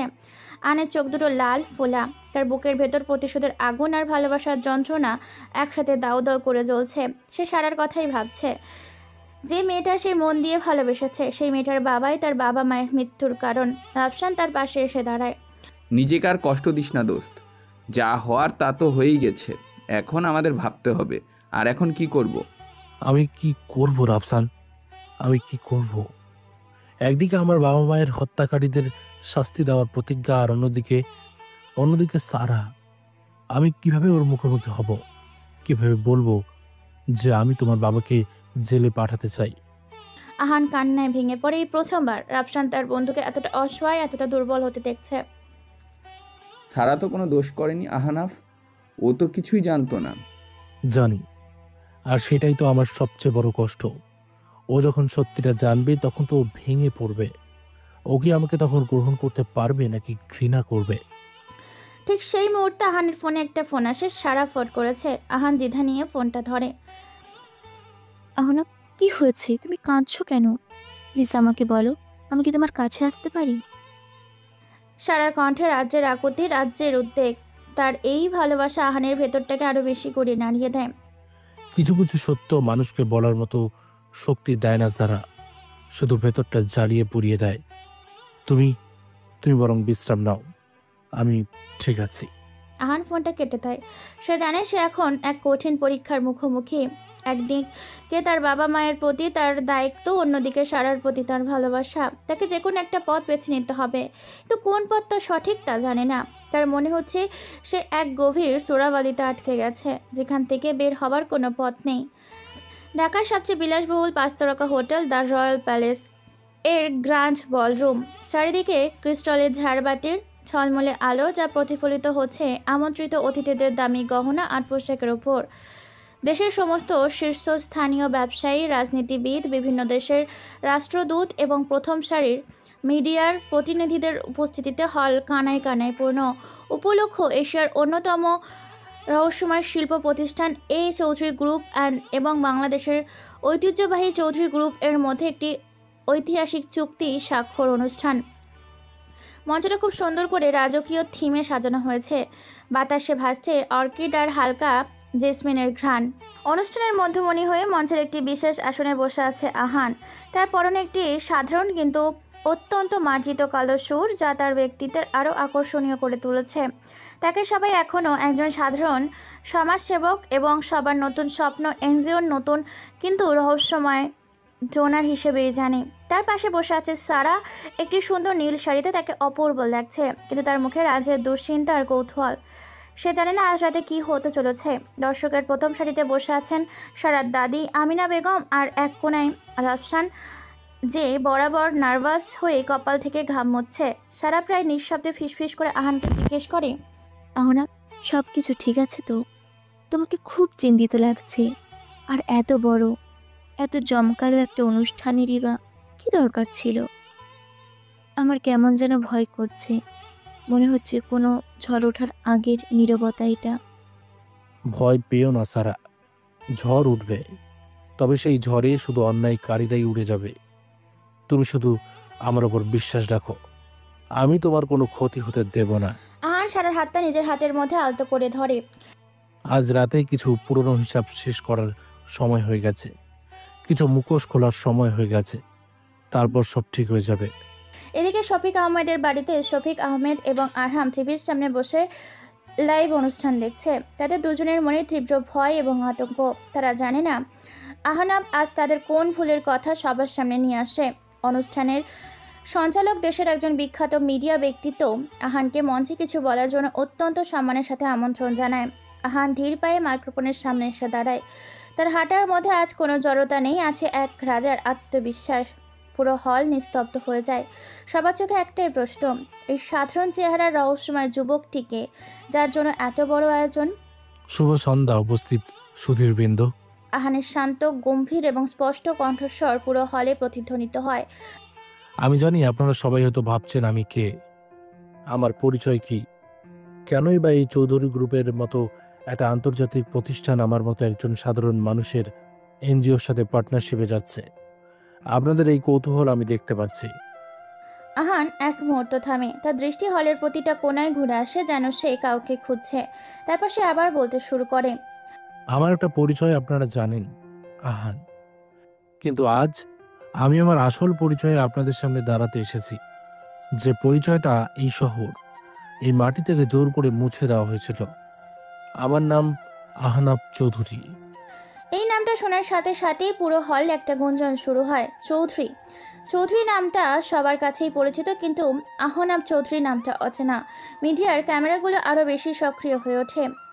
হ্যাঁ, আমি সেই আহনাব চৌধুরী, চৌধুরী গ্রুপের প্রতিষ্ঠাতা এবং বাংলাদেশের শিল্প খাতের অন্যতম পথপ্রদর্শক প্রয়াত মেহবুব চৌধুরী এবং আসমা চৌধুরীর একমাত্র ছেলে। এইবার যেন পুরো হল পারমাণবিক বোমায় ফেটে পড়ে। সবাই স্তব্ধ, পাকরুদ্ধ। মেহবুব চৌধুরীর নাম শোনা মাত্রই হলের প্রবীণ ব্যবসায়ীরা একে অপরের দিকে তাকাতে শুরু করেন। সারা বিস্ময়ে অবিশ্বাসে আহনাবের দিকে তাকিয়ে থাকে। তার মনে হয় সে স্বপ্ন দেখছে। চৌধুরী বাড়িতে টিভির সামনে শফিক আহমেদের হাত থেকে রিমোট পড়ে যায়। শফিক আহমেদ টিভির দিকে তাকিয়ে ফ্যাকাশে মুখে বলেন, না না, এটা হতে পারে না। ও ও তো মনে হয় আজ সব পর্দা ফাঁস করে দেবে। শেষ আমাদের সব শেষ হয়ে যাবে। আহান মঞ্চ থেকে তার মামার ওই আতঙ্কিত চেহারাটা যেন কল্পনার চোখে দেখতে পায়। আপনারা হয়তো ভাবছেন, তাহলে আমি এতদিন কোথায় ছিলাম? কেন আমি আমার পরিচয় গোপন করে রেখেছিলাম? কারণ আমি গত 12 বছর ধরে একটা প্রশ্নের উত্তর খুঁজে বেড়াচ্ছিলাম। একটি ভয়ঙ্কর প্রশ্নের উত্তর। উত্তরটা হলো, আমার বাবা মায়ের মৃত্যু কি সত্যি একটা সাধারণ দুর্ঘটনা ছিল, নাকি একটা পরিকল্পিত নৃশংস হত্যাকাণ্ড? এই প্রশ্ন পুরো হল নিস্তব্ধ হয়ে যায়। ক্যামেরার ফ্ল্যাশ ও টিভি চ্যানেলের ব্রেকিং নিউজের স্কল ছাড়া আর কোনো শব্দই নেই।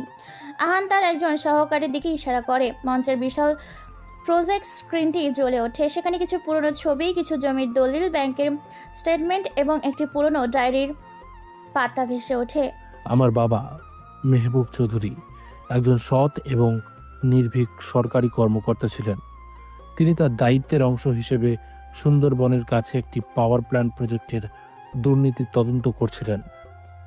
সেই দুর্নীতির পেছনে ছিল ব্লুবার্ড ট্রান্সপোর্ট নামের একটি নাম সর্বস্ব কোম্পানি, আর সেই কোম্পানির মালিক ছিলেন আমারই আপন চাচা জনাব আজম চৌধুরী। হলের এক কোণায় ভিআইপি আসনে বসে আছে একজন সুদর্শন এবং অভিজাত চেহারার ভদ্রলোক। এই কথা শুনে চমকে ওঠেন। তিনি আজম চৌধুরী, আহনাপের চাচা। তিনি উঠে দাঁড়িয়ে তীব্রভাবে প্রতিবাদ করার চেষ্টা করেন। এটা ডাহা মিথ্যা কথা। ও আমার এবং আমাদের পরিবারের সম্মান নষ্ট করার জন্য এসব বানোয়াট গল্প বলছে। এর কোনো প্রমাণ নেই। চাচা, এত তারা কিসের? বসুন, আপনার জন্য আরো অনেক প্রমাণ অপেক্ষা করছে। নাটক তো সবে শুরু। আহান পর্দায় ভেসে ওঠা দলিলের দিকে ইশারা করে। আমার বাবা এই দুর্নীতির সমস্ত প্রমাণ জোগাড় করে ফেলেছিলেন।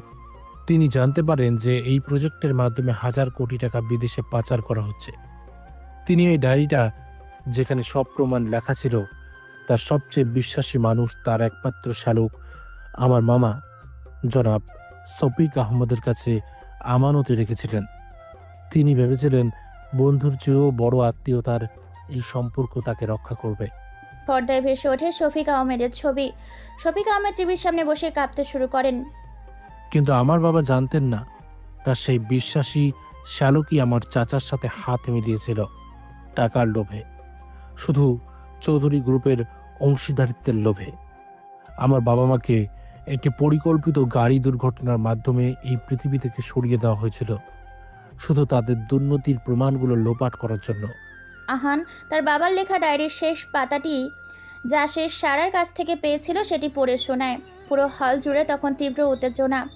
আজম চৌধুরী বুঝতে পারেন তার সব খেলা শেষ। তিনি হল থেকে পালিয়ে যাওয়ার চেষ্টা করেন, কিন্তু হলের প্রতিটি দরজায় আগে থেকেই মোতায়েন থাকা গোয়েন্দা সংস্থার সদস্যরা তাকে এবং তার সহযোগীদের গ্রেপ্তার করে। এদিকে শফিক আহমেদ বুঝতে পারেন তার পালানোর আর কোনো পথ নেই। তিনি কান্নায় ভেঙে পড়েন। তিনি জানেন তার জন্য পুলিশ আসছে। ঠিক সেই মুহূর্তে তার ফোন বেজে ওঠে। স্ক্রিনে ভেসে ওঠে আহনাব নামটা। এই যে মামা, আশা করি আপনি সবটা লাইভে দেখছেন। আপনার পার্টনার তো ধরা পড়ে গেছে। বাবা, আহনাব, আমাকে আমাকে মাফ করে দে। আমি লোভে পড়ে অনেক বড় ভুল করে ফেলেছি। ও চাচা আমাকে ব্ল্যাকমেইল করেছিল। এ বলেছিল আমি যদি তোর কথা শুনি তাহলে সে সারাকে ক্ষতি করবে। আমি তোর বাবা মাকে মারতে চাইনি। আমি জানি মামা, আমি সব জানি। আপনি হয়তো প্রধান ষড়যন্ত্রকারী নন, কিন্তু আপনি আমার বাবা মায়ের সাথে, আপনার নিজের বোনের সাথে বিশ্বাসঘাতকতা করেছেন। আইনের চোখে আপনিও একজন অপরাধী। আমাকে পুলিশে দিস না বাবা। আবার তার কি হবে? ওর জীবনটা নষ্ট হয়ে যাবে। সমাজের মানুষ ওকে একজন খুনির মেয়ে বলবে। সারাকে নিয়ে আপনার ভাবতে হবে না, ওর দায়িত্ব আমার। তবে আপনাকে আমি পুলিশে দেব না, কারণ আমার মা আপনাকে খুব বেশি ভালোবাসতেন। আমি আমার মায়ের সম্মান রাখতে চাই, তবে এর প্রায়শ্চিত্ত আপনাকে করতে হবে। চৌধুরী গ্রুপে আপনার এবং আপনার ছেলের নামে যত শেয়ার আছে, সব আপনাকে নতুন স্বপ্ন এনজিওর নামে লিখে দিতে হবে। আর বাকি জীবনটা আপনি গ্রামের বাড়িতে আমার নানির সেবা করে কাটাবেন। মানুষের সামনে ভালো সাজার নাটক অনেক করেছেন, এবার সত্যি ভালো হয়ে দেখান। এটাই আপনার শাস্তি, আর এটাই আপনার মুক্তির পথ। শফিক আহমেদ তার ভুলের জন্য অনুতপ্ত হন এবং আহনাবের এই সিদ্ধান্তে রাজি হয়ে যান। তিনি বুঝতে পারেন আহনাব তার ধ্বংস করতেই পারত, কিন্তু সে তাকে একটি নতুন জীবন দিল, প্রায়শ্চিত্ত করার সুযোগ দিল। অনুষ্ঠান শেষে সবাই যখন চলে গেছে, তখন বিশাল ফাঁকা বলরুমে আহান একা দাঁড়িয়ে আছে। তার ভেতরে চলছে তুমুল ঝড়। প্রতিশোধের আগুন নিভে গেছে, কিন্তু রয়ে গেছে এক গভীর শূন্যতা। সারা ধীর পায়ে তার পেছনে এসে দাঁড়ায়। তার হাতে সেই পুরনো ডায়েরিটা, যা তাদের দুজনের অতীত এবং বর্তমানকে এক সুতে বেঁধে দিয়েছে। আহনাব, আহান পেছনে ফেরে, সারা চোখে জল, কিন্তু সেই জলে ঘৃণা নেই, আছে একরাশ অপরাধবোধ, লজ্জা আর গভীর ভালোবাসা। আমি তোমার সামনে দাঁড়ানোর যোগ্য নই আহনাব। আমার বাবা, আমার পরিবার তোমার সাথে যা করেছে, তারপরেও তুমি আমাকে ভালোবাসবে? আমি তো একজন বিশ্বাসঘাতকের মেয়ে, যে মেয়েটা ছোটবেলায় তোমাকে শুধুই কষ্টই দিয়েছে। হিংসা করেছে, অপমান করেছে। আমি তো তোমাকে তোমার পরিবারের পরিচয়ে ভালোবাসিনি সারা। আমি ভালোবেসেছি আমার সেই ছোট্টবেলার খেলার সাথেকে, যে আমার দুঃখে লুকিয়ে লুকিয়ে কাঁদত। আমি ভালোবেসেছি সেই জেদি মেয়েটাকে, যে আমার উপর রাগ করত কারণ সে আমাকে হিংসা করত। আর আমি ভালোবেসেছি আজকে সেই সারাকে, যে যে কি আহনাব, আজকে সারা তো অতীতের পাপের বোঝাই জর্জরিত। না, আজকে সারা আমার দেখা সবচেয়ে শক্তিশালী এবং সুন্দর মনের মানুষ। সারা অবাক হয়ে আহনাবের দিকে তাকায়। কিভাবে কিভাবে বললে তুমি এত বড় কথা? তুমি তো আমার সম্পর্কে কিছুই জানো না। আমি সব জানি সারা। তুমি একবারও ভাবলে না সেদিন হাসপাতালে আমার কাটার দাগ দেখে তুমি চিনে ফেলেছিলে, আর তারপর তুমি ক্ষমা চাইলে। তোমার একবার ক্ষমা চাওতেই আমি ক্ষমা করে দিয়েছিলাম। কেন জানো? এটা তোমার আর এখন যে দর্শকরা ভিডিওটা দেখছে তাদের সবার মনেরও প্রশ্ন। তাহলে তারা উত্তর শোনো। দর্শক আপনারাও শুনবেন, মন কান দুটো দিয়েই শুনবেন, কিন্তু নাহলে পরে আর বলবেন না যে গল্পের নায়িকা এত হিংসা করতো আর এটুকুতেই ক্ষমা করে দিয়েছিল। সব বলবো এখন, তাই আগে ভিডিওটিতে লাইক করে চ্যানেলটিকে সাবস্ক্রাইব করে দিন। চলুন, আপনাদের সাথে অনেক কথা হয়ে গেছে, এখন সারাকে আগে সত্যিটা বলে নেই, না হলে আবার মুখ ফুলিয়ে বসে থাকবে। আমি জানি সারা, যেদিন আমাকে বাড়ি থেকে বের করে দেওয়া হয়েছিল সেদিন রাতে তুমি জ্বরে বেহুশ হয়ে গিয়েছিলে। আমি জানি তুমি এরপর অনেকদিন ঠিকমতো খাওনি, হাসোনি। আমি জানি তুমি ভার্সিটিতে ওঠার পর তোমার বাবার দেওয়া সব বিলাসিতা ছেড়ে দিয়েছিলে। আর আমি এটাও জানি তুমি তোমার বাবার কাছ থেকে টাকা নিয়ে এই এনজিও খোলোনি। তুমি তোমার মায়ের জমানো সব গয়না বিক্রি করে নিজের সব শখ বিসর্জন দিয়ে এই প্রতিষ্ঠানটা একাই দাঁড় করিয়েছ। আহনাবের প্রতিটা কথায় সারা বিস্ময়ে হতবাক হয়ে যায়। তুমি তুমি এত সব কিভাবে জানো? আমি জানি, কারণ আমি জানতে চেয়েছি। আমি জানি তুমি এই এনজিওর নাম নতুন স্বপ্ন কেন রেখেছ। কারণ আমি চলে যাওয়ার পর তোমার সব স্বপ্ন ভেঙে গিয়েছিল। তুমি আমার মধ্যে যে স্বপ্নটা দেখেছিলে সে স্বপ্নটা তুমি নিজের হাতে নষ্ট করেছিলে। সেই স্বপ্নটাই তুমি এই অনাথ বাচ্চাদের মধ্যে নতুন করে দেখতে চেয়েছ। তুমি আমার ওপর করা তোমার পরিবারের অন্যায়ের প্রায়শ্চিত্ত করার জন্য নিজের জীবনটা এই বাচ্চাদের জন্য বিলিয়ে দিয়েছ। যে অবহেলা আমি পেয়েছি সেটা যেন আর কোনো বাচ্চার সাথে না হয়, সেজন্যই তুমি দিনরাত এক করে কাজ করছো। আমি সব জানি সারা। এই কথা শোনার পর সারা আর নিজেকে ধরে রাখতে পারে না। সে দৌড়ে এসে আহনাবকে জড়িয়ে ধরে কান্নায় ভেঙে পড়ে। আমি তোমাকে অনেক খুঁজেছি আহনাব, অনেক। তুমি চলে যাওয়ার পর আমি বুঝতে পেরেছিলাম আমি কি হারিয়েছি। আমার সব অহংকার, সব জেদ, সব চুরমার হয়ে গিয়েছিল। আমি প্রতিটা দিন নিজেকে দোষারোপ করতাম। আমি তোমার সেই ভাঙা কলমটা এখনো রেখে দিয়েছি। আমি প্রতি রাতে আল্লাহর কাছে শুধু একটাই দোয়া করতাম, যেন তুমি যেখানেই থাকো ভালো থাকো, আর যেন আমি কোনোদিন তোমার সামনে পড়ার সুযোগ পাই, শুধু একবার তোমাকে সরি বলার জন্য। তোমার সরি বলার দরকার নেই সারা। তোমার ভালোবাসা তো আমি সবসময় অনুভব করছি। তুমি যে আমাকে ভালোবাসতে সেই ছোট্টবেলা থেকে। ছোটবেলায় তোমার দুষ্টুমিতে আমি বুঝতে পেরেছিলাম তোমার সব দুষ্টুমিতেই ভালোবাসার রং ছিল। কিন্তু তুমি কিভাবে জানলে এসব, আমার ভেতরের এত কথা? প্রিয়া, তোমার এনজিও সেই পুরনো সহকর্মী, ও তোমার ভার্সিটির বান্ধবীও ছিল, তাই না? আমি রাফসানকে দিয়ে ওর সাথে যোগাযোগ করেছিলাম। প্রিয়া আমাকে সব বলেছে, তোমার সব কষ্টের কথা, তোমার সব অনুশোচনার কথা। আহান সারা চোখে জল মুছে দেয়। যে মানুষটা অন্যের ভুলের জন্য নিজেকে এভাবে বিলিয়ে দিতে পারে, যে আমার ছায়া হয়ে আমারই স্বপ্নকে বাঁচিয়ে রেখেছে, তার চেয়ে ভালো আর কি হতে পারে সারা? তুমি আমার ভালোবাসার যোগ্য নও এমন কথা আর কোনোদিনও বলবে না, কারণ তুমি আমার ভালোবাসা। আমি তোমাকে ভালোবাসি আহনাব, খুব ভালোবাসি। আমিও তোমাকে ভালোবাসি সারা, আমার নতুন স্বপ্ন। তারা দুজনে একে অপরকে জড়িয়ে ধরে দাঁড়িয়ে থাকে। তাদের সব দ্বিধা, সব অপবাদ বোধ, সব দূরত্ব আজ ভালোবাসার বন্যায় ভেসে যায়। সেই রাতেই পেইন্ট হাউসের ছাদে চাঁদের আলোয় বসে আছে আহান আর সারা। চারিদিকে নিস্তব্ধতা, শুধু ঝিঝি পোকার ডাক আর তাদের দুজনের মৃদু কথোপকথন। আচ্ছা আহনাব, একটা কথা জিজ্ঞেস করব? একটা কেন, হাজারটা করো। আজ রাতে আমি তোমার সব প্রশ্নের উত্তর দেব। নানি, দাদি, এমনকি বাবাও তোমাকে এক ঝলক দেখেই চিনতে পেরেছে, কিন্তু আমি তোমাকে এত কাছে পেয়েও চিনতে পারিনি। কেন? তুমি এতটা কিভাবে বদলে গেছো? তোমার চেহারা আগের মতো তো এতটুকুও নেই। 12 বছরের ফটো চেঞ্জিং কিভাবে হতে পারে? সারা আহানের মুখের দিকে তাকায়, তার চোখে মুখে কৌতূহল। বদলতে যেতে হতো সারা। যে আহনাবকে তোমরা চিনতে, সে ছিল একটা ভীতু, অসহায়, দুর্বল ছেলে। সেই দুর্বলতা নিয়ে তো আর এই কঠিন পৃথিবীর সাথে লড়াই করা যায় না। আহান একটা দীর্ঘশ্বাস ফেলে আবার বলে, আমেরিকায় যাওয়ার পর প্রথম কয়েক বছর আমার জন্য খুব কঠিন ছিল। আমি একা, নিঃস্ব। আমি তখন বুঝতে পেরেছিলাম শুধু বুদ্ধি দিয়ে বা আবেগ দিয়ে এই লড়াই জেতা যাবে না। আমাকে শারীরিকভাবেও শক্তিশালী হতে হবে। তারপর আমি মার্শাল আর্ট শিখি। বক্সিং, ক্রাভ মাগা, যা কিছু পেয়েছি।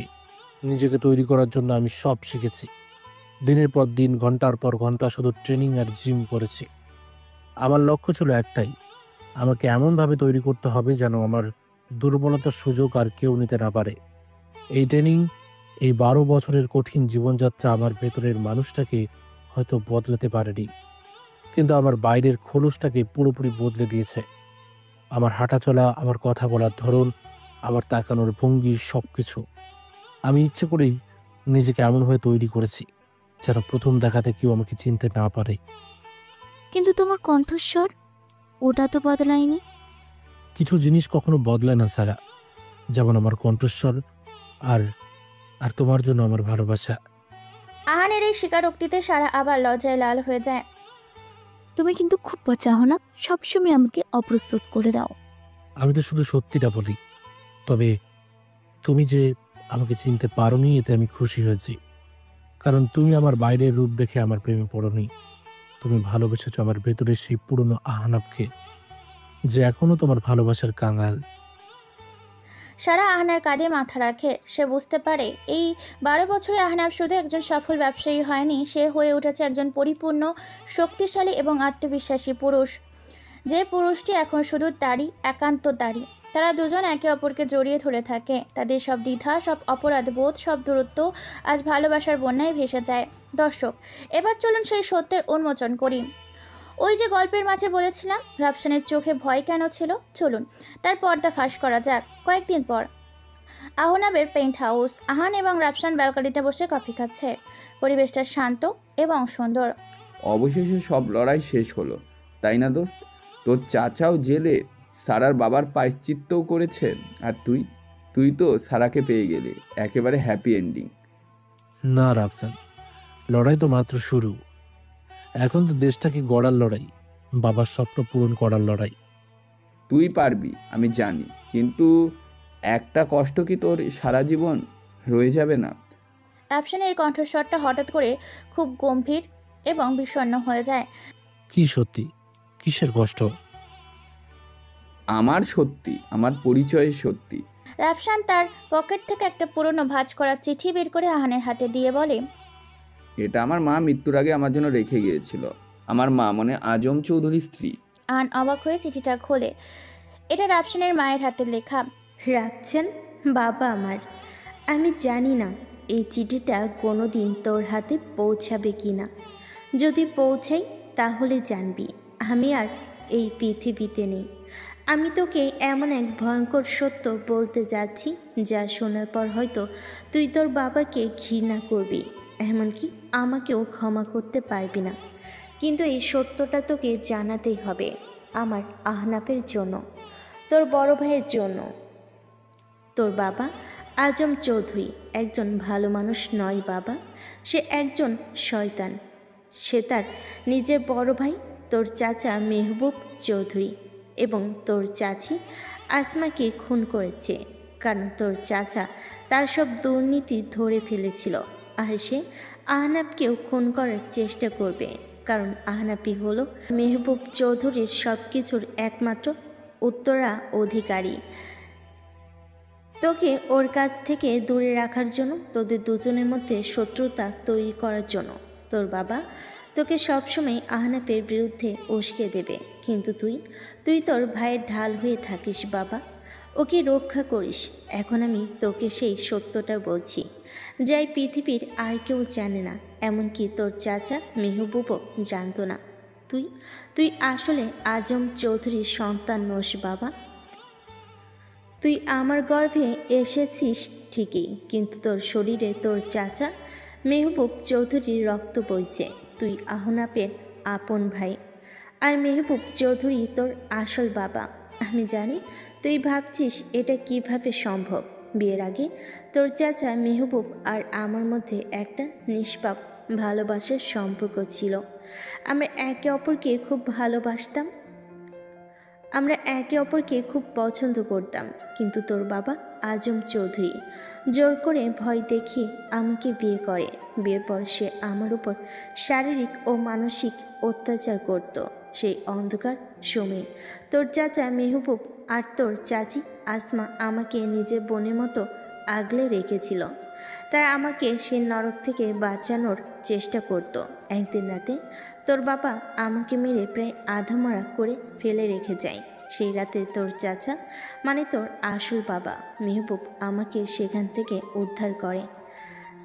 আমি তখন যন্ত্রণায়, অপমানে, হতাশায় জ্ঞান হারানোর মতো অবস্থায় ছিলাম। সেই দুর্বল মুহূর্তে, সেই অসহায় অবস্থায় আমাদের মধ্যে একটি অনিচ্ছাকৃত ভুল হয়ে যায়। যেহেতু আমাদের আগে থেকে সম্পর্ক ছিল, তাই দুজনেই আবেগী হয়ে আমাদের মধ্যে খারাপ অপবিত্র শারীরিক সম্পর্ক হয়ে যায়, যার জন্য আমি সারা জীবন অনুশোচনায় পড়েছি। এটা কোনো ভালোবাসা ছিল না বাবা, ছিল দুটো বিধ্বস্ত অসহায় মানুষের একে অপরের কাছে আশ্রয় খোঁজার আকুতি। আমি এই সত্যিটা কাউকে বলতে পারিনি, কারণ তাহলে তোর বাবা তোকে আর তোর চাচাকে মেরেই ফেলত। তাই তোর যখন 10 বছর বয়স ছিল, পরে আমি আজমকে বুঝিয়েছিলাম তুই তারই সন্তান। সে আমাকে বিশ্বাসও করেছিল। আমি তোকে আমার ভাইয়ের কাছে মানুষ হওয়ার জন্য পাঠিয়ে দিয়েছিলাম, যাতে তুই তোর বাবার হিংস্রতার আড়ালে বড় না হোস। কিন্তু আমি জানতাম না নিয়তি তোদের দু ভাইকে আবার একই যুদ্ধের ময়দানে এনে দাঁড় করাবে। বাবা আমার, তুই তোর ভাইকে রক্ষা করিস, তোদের কোনো দোষ নেই। আমি তোর আসল আর আহনাফের সৎমা হিসাবে আমি শুধু এটুকুই চাই, তোরা একসাথে থাকিস, একে অপরের শক্তি হয়ে থাকিস। ইতি তোর দুঃখিনী মা। চিঠি পড়ে আহানের হাত থেকে কফির মাগ পড়ে যায়। সে বিস্ময়ে, অবিশ্বাসে, তীব্র আবেগে রাফসানের দিকে তাকায়। রাফসানের চোখ দিয়ে অঝরে জল পড়ছে। তুই আমার আপন ভাই? হ্যাঁ ভাই, আমি তোর আপন ছোট ভাই। মা মৃত্যুর আগে আমাকে সব বলে গিয়েছিল। চাচা আমাকে বড় করেছে, কিন্তু সবসময় আমাকে তার বিরুদ্ধে একটা অস্ত্র হিসেবে ব্যবহার করতে চেয়েছে। আমি তো শত্রু সেজে সবসময় তার পাশেই ছিলাম ভাই। তোকে রক্ষা করাই আমার জীবনে একমাত্র উদ্দেশ্য ছিল। আমি তোর বন্ধু সেজে থেকেছি, যাতে আমি তোর সবচেয়ে কাছে থাকতে পারি, তোকে সব বিপদ থেকে আড়াল রাখতে পারি। আর আমি ইন্টারনেট ঘেঁটে দেখেছিলাম তুই আমেরিকায় আছিস, তাই আমি আর কিছু না ভেবে আমি ওখানে গিয়ে তোর সাথে বন্ধুত্ব করেছিলাম। আহান আর কোনো কথা বলতে পারে না। সে উঠে দাঁড়িয়ে তার হারিয়ে যাওয়া ভাই, তার সেরা বন্ধু, তার একমাত্র পরিবারকে বুকে জড়িয়ে নেয়। দুই ভাইয়ের কান্নায় পেন্ট হাউসের বালকানি ভারী হয়ে ওঠে। যে একাকিত্ব আহান এতদিন বুকে নিয়ে বেরিয়েছে, তা যেন এক মুহূর্তেই উধাও হয়ে যায়।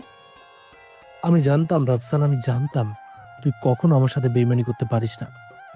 তুই আমার রক্ত না হলেও তুই আমার আত্মার ভাই ছিলি, আর আজ তো তুই সব হয়ে গেলি। আয় ভাই, বুকে আয়। গল্পের শেষ হয় এক নতুন সকালের। আহনাফ, সারা এবং রাফসান নতুন স্বপ্ন, এনজিওর বাচ্চারা সাথে খেলছে। তাদের মুখে কোনো অতীত বা প্রতিশোধের ছায়া নেই, আছে শুধু এক নতুন সুন্দর ভবিষ্যৎ স্বপ্ন করা, যেখানে ভালোবাসা, বিশ্বাস আর রক্তের সম্পর্ক সব ষড়যন্ত্রকে হারিয়ে এক নতুন অধ্যায়ের সূচনা করেছে। আশা করি সব প্রশ্নের উত্তর পেয়েছেন। জানি না গল্পটা কেমন হয়েছে। যদি ভালো লেগে থাকে তাহলে অবশ্যই ভিডিওটিতে একটা লাইক করে দিন এবং চ্যানেলটি সাবস্ক্রাইব করে দিন পরবর্তী এইরকম রোমান্টিক ও রহস্যজনক গল্প পেতে। Thank you everyone for watching. প্রিয় শ্রোতা বন্ধুরা, আমাদের আজকের গল্পটি এখানেই শেষ হচ্ছে। তো আপনাদের গল্পটি কেমন লাগলো অবশ্যই কমেন্ট করে জানাতে ভুলবেন না। এছাড়া এখনও পর্যন্ত যারা আমাদের চ্যানেলটিকে সাবস্ক্রাইব করেনি প্লিজ সাবস্ক্রাইব করুন এবং পাশে থাকা বেল আইকনটি প্রেস করুন, যাতে করে আমাদের সমস্ত গল্প আপনাদের সামনে চলে আসে। তো বন্ধুরা, আজকের মতো গল্প এই পর্যন্তই। দেখা হচ্ছে পরবর্তী গল্পে। ততক্ষণ ভালো থাকবেন, সুস্থ থাকবেন।